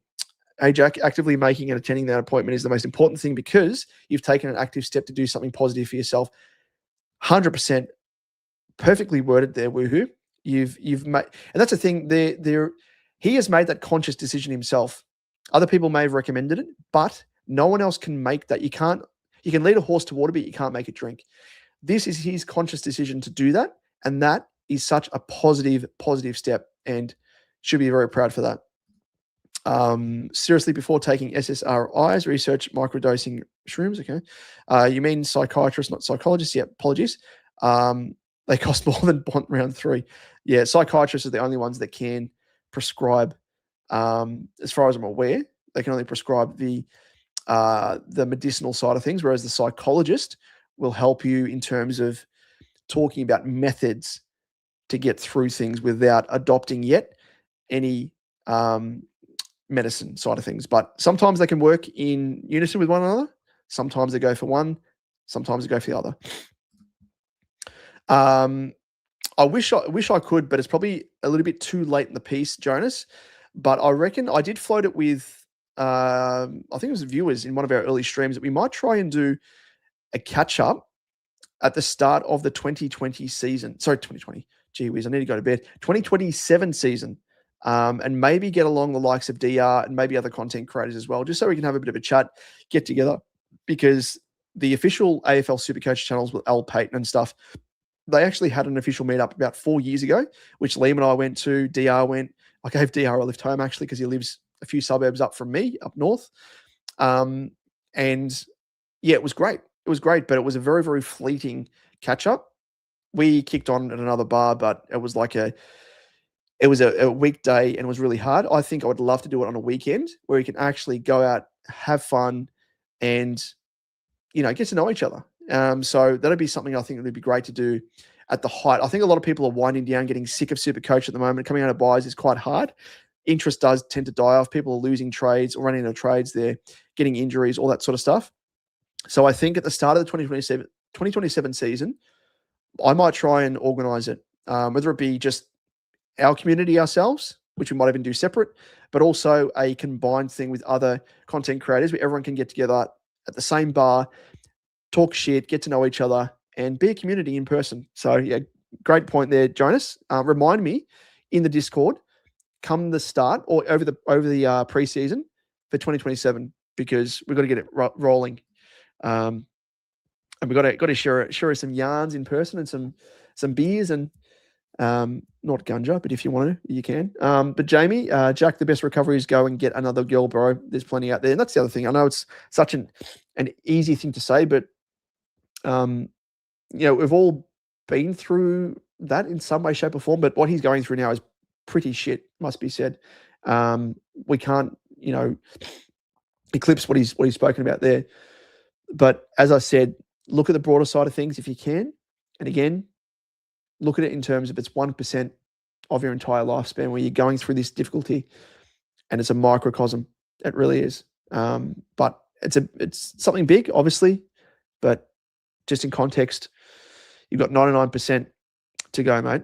Well, depending on how old you are, probably another 80% thereabouts. In Supercoach news wise, I went Roberts, Rechko, and Anderson to Dawson, Ash, and Fitzgerald. Like it. Well, Anderson to Dawson is an incredible trade. Ash I love, and Fitzgerald as well. Should stick around on the team, you'd think. Have 6 trades left and a flex to go as my only upgrade. Is it best to go a Gawn or get Baz and Holmes? Mate, you're doing well with that many trades left as well. I reckon you could probably go for any of those guys as a flex. Holmes would give you DPP swings between mid and defense. Probably look at the fixture as well for like either of these guys. So Geelong's fixture compared to Melbourne's fixture. So if you look at it in terms of Gawn's fixture at the end of the season, across the last 2 weeks of the finals, he will be facing Port and Western Bulldogs, which isn't too bad. Talking about ruck matchups, Sweet's a good one. English is probably a bit hard. If you look at it in terms of Geelong, so whether it be Holmes and Baz, look at this run home. Melbourne, Collingwood, Essendon, North, Richmond. You can't get much better of a run than that. You got 3 of the bottom 4 or 5 in the competition. So I would think I would actually go for one of those 3. And then I'm sure you could probably go with those trades down the track, a luxury upgrade to another one of those. So I think they're all great options, mate. And I don't want to lead you down a certain path. I'll leave it in your hands but what I will say is they're all incredible options. Baz and Holmes probably have the better finish to their season with regards to fixturing compared to Gawn. But Gawn, as we know, Miso Gawny, he is a gun. So, yeah, totally up to you, mate. But I'd probably go for one of those and then maybe try and get the other 1 or 2 in terms of luxury upgrades. Where are we? Best of luck with your team, mate. You're going strong by the sounds of it. The COVID con tells you all you need to know. All governments do is lie, war after war. Freaky, I needed surgery on a tendon I cut in 2 places in my finger. I kept getting put off due to life-threatening surgeries from traffic accidents. Long story short, it was put off 5 days. After the 3rd day, I had to make a fuss because I was nil food. So, yeah, public system is shite. What do you mean nil food? Sorry, I might have misread that. But yeah, the public healthcare system is so shit because it puts you on the wait list, no matter what the issue is. Some can be expedited. Other ones generally, though, they make you wait. But yeah, the tendon that was cut in 2 places in your finger does not sound good.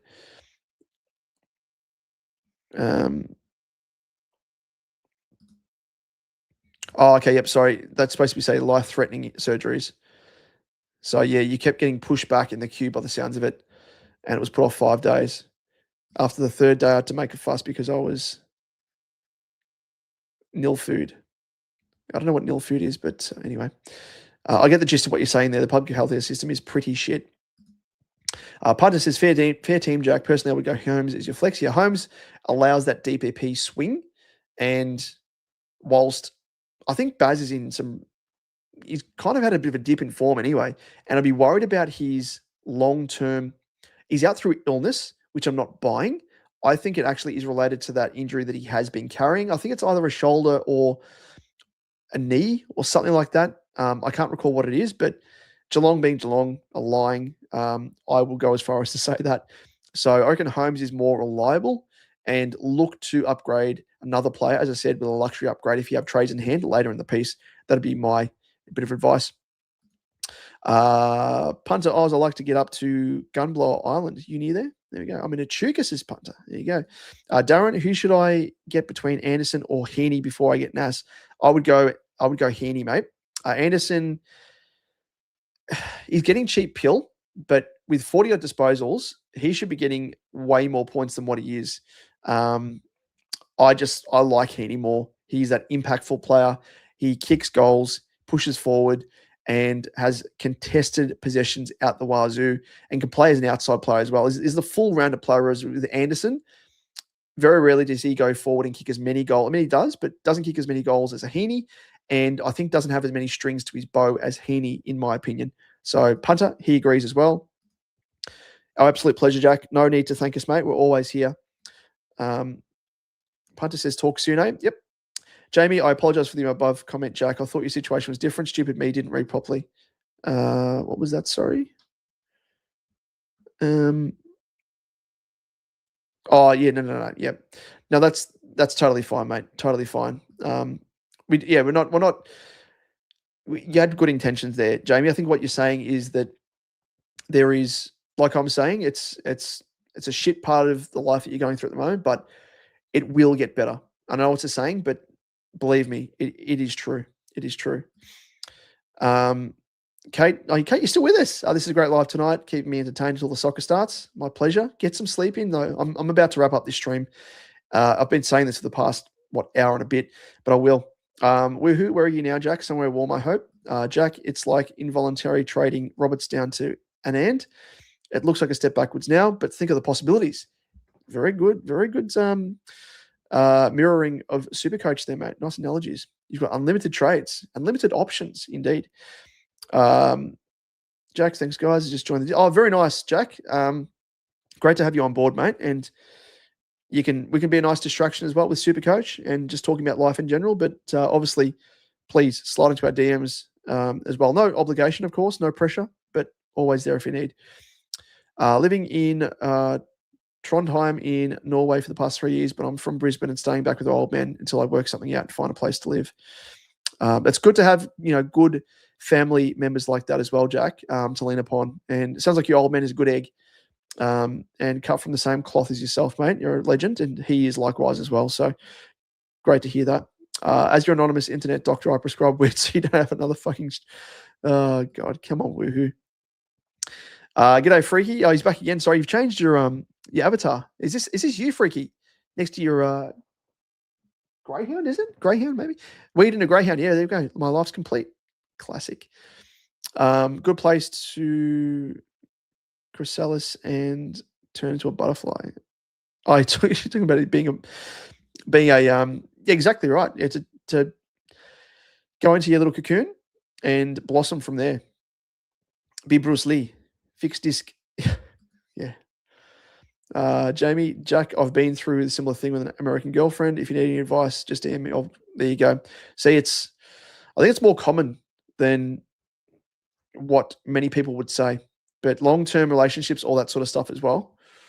Yeah, they're very, very difficult. In fact, one of my best mate who's working overseas in Thailand, went through a similar thing. I don't want to talk about his story himself, but he was seeing a girl of another country nearby, and unfortunately, things didn't work out. And she was a really nice girl. I had a chat to her over FaceTime, and when he came over here for Christmas, and yeah, just such life can be so difficult through circumstance. It was crazy things. But thank you as well, Jamie, for that.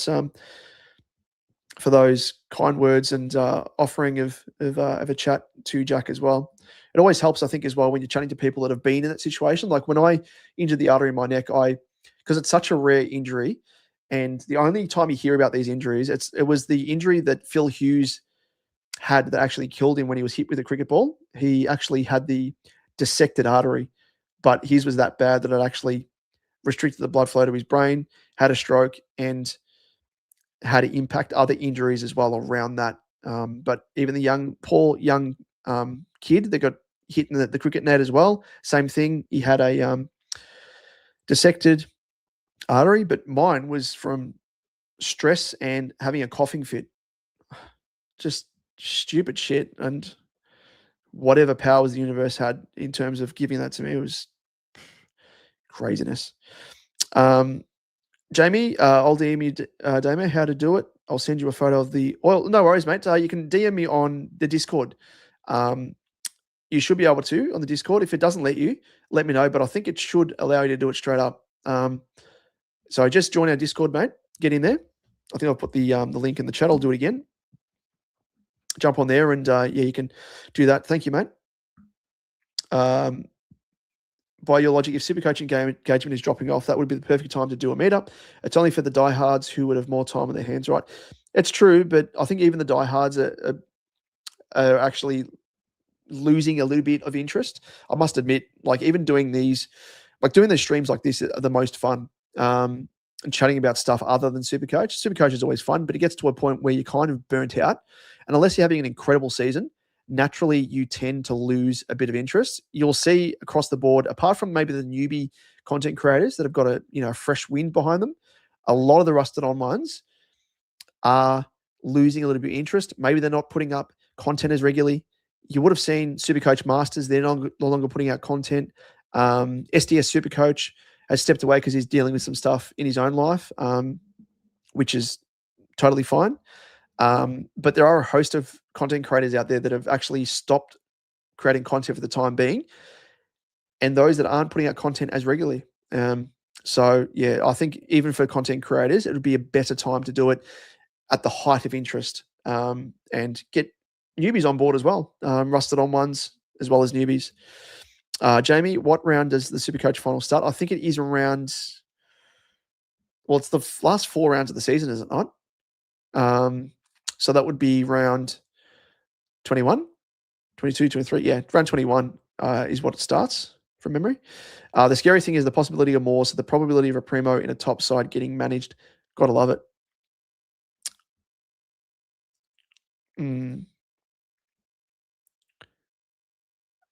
Nil food by mouth.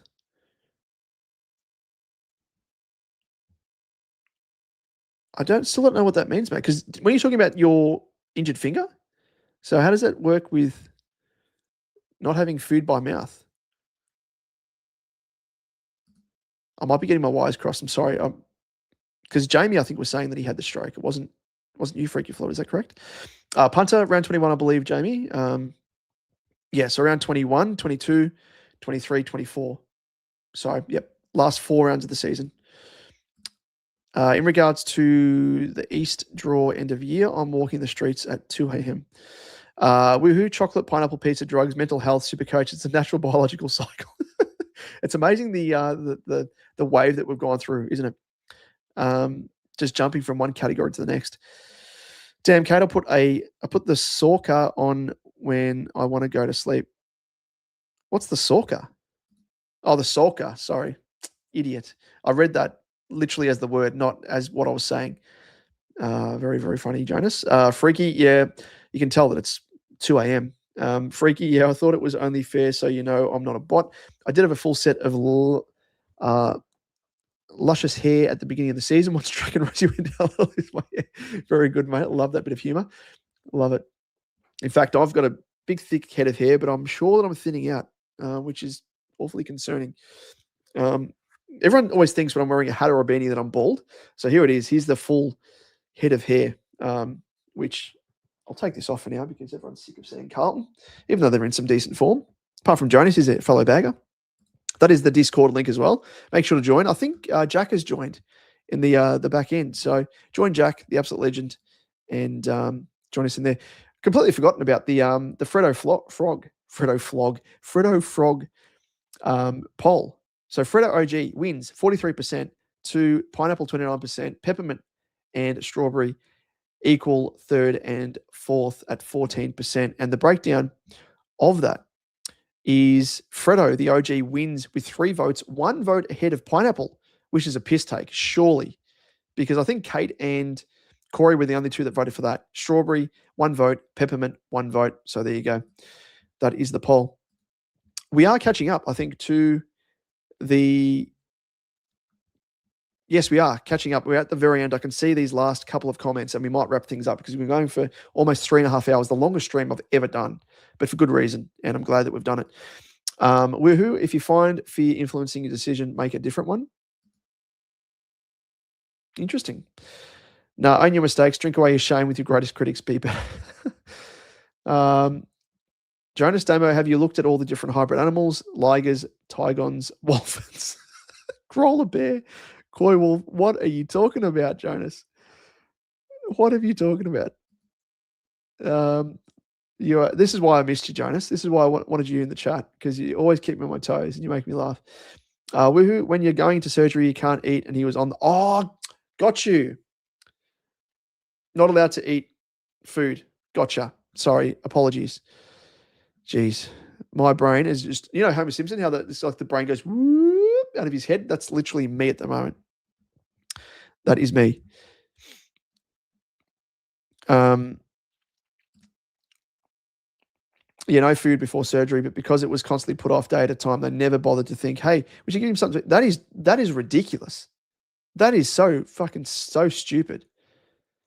That's a classic case, as you've said there, of the public healthcare system being as shit as it is. That is crazy. Mate, fuck me. Jamie, thank you, mate. Thank you for joining us, and I hope you have a great weekend as well. Luckily, it wasn't my flute playing thing. Very good, mate. You'd be done then. You'd be out of a job.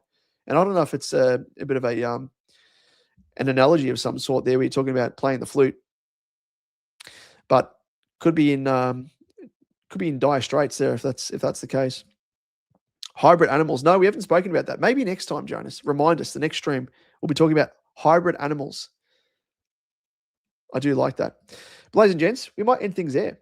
We've been going for just about to tick over 3.5 hours. And hey, we're only 3 hours away from the Socceroos game against the Yanks.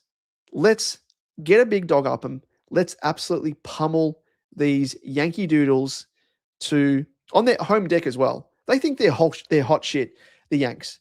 They think just because they go well in the Olympics that, they've got Phelps, who's no longer at the swimming pool, I don't think, but, they can win gold medals left, right, and center. This is a different kettle of fish. We have been on the world stage for longer than they have at a better quality. They're just starting to become good. They think they're cocky. Think Mason Cox, the embodiment of cockiness from a Yank. Let's stick it right up them. Let's absolutely come away with a win. And if not, even if we draw, I can guarantee they would be so salty because they think they're better than us. There's actually a pundit out there that was speaking shit about the Socceroos and about the Australian culture, sporting culture. And when I heard that, I don't know who the bloke is, but whoever he is, get a big dog up here. We're going to absolutely fuck it right up. So, ladies and gents, with that, we're going to bid farewell. Freaky flute, yeah, it might be. And in that note, good night all, Aussie, oi, oi, oi, indeed. Quality yarn, everyone. Namaste as fuck, indeed. Classic stuff there, woohoo. Great to have you on board, mate. Jonas, thank you as always as well, ducking your head in. Pleasure to have you. And everyone else as well. I'll go back and mention Kate, legend, who's joined up. Freaky flute, woohoo review, Corey. I'm going to be forgetting some people, so I do apologize here. Jack as well. Thank you so much for joining us, mate, and for joining our Discord and for being so open and honest with what you're going through at the moment. And I'm so glad to hear that you are seeking some help. And we all need help at some stage or another to get through issues in our life and troubles and difficulties and everything else. So, mate, please, the offer is on the table. Slide into my DMs, have a chat, have a yarn. We can chat about whatever you want to take your mind off it, to put a smile on your face. I'm always here, mate. To continue on, we have Jack, of course, joining as a member. He's already a member, but Jack, we'll shout you out again because you're a legend, mate. We have Jamie. Who else is here? Copperlocks, stirring me up as usual. Who else is there? Uncle Akka as well. Can't forget Uncle Akka is joined as a member. Darren. I'm forgetting someone. I really do apologize, but I'm just trying to scroll back through the comments and I can't find everyone else because we've had the rusted on people here that have been with us for 3.5 hours. So really do appreciate your company. In closing, If you're new, if you're here for a long time, for a good time, do not forget to hit the like button in our video. We've been chatting about chocolate, chatting about SuperCoach, of course, chatting about edibles, chatting about drugs, which I'm not a purveyor or taker of drugs, but I spoke about my my funny moments with them. And of course, an important topic on mental health. So we've been around the bend. It's been quite that stream, but an enjoyable one nonetheless. And really do appreciate all of your company. Don't forget to like, don't forget to subscribe, and really appreciate all of you, one and all. As Punter has said, awesome. See you on the other side, and we'll see you in the next stream, ladies and gents. Hopefully you have an incredible rest of the round and come out of the round with an absolutely awesome score. Join our Discord as well. Don't forget, link is in the description of this YouTube video and also in the chat as well. You would have seen that. Click on that, join, free to do so, and join our community where we chat about SuperCoach, life, chocolate, drugs, everything else in between. Thank you once again, and we'll catch you in the next one. Cheers.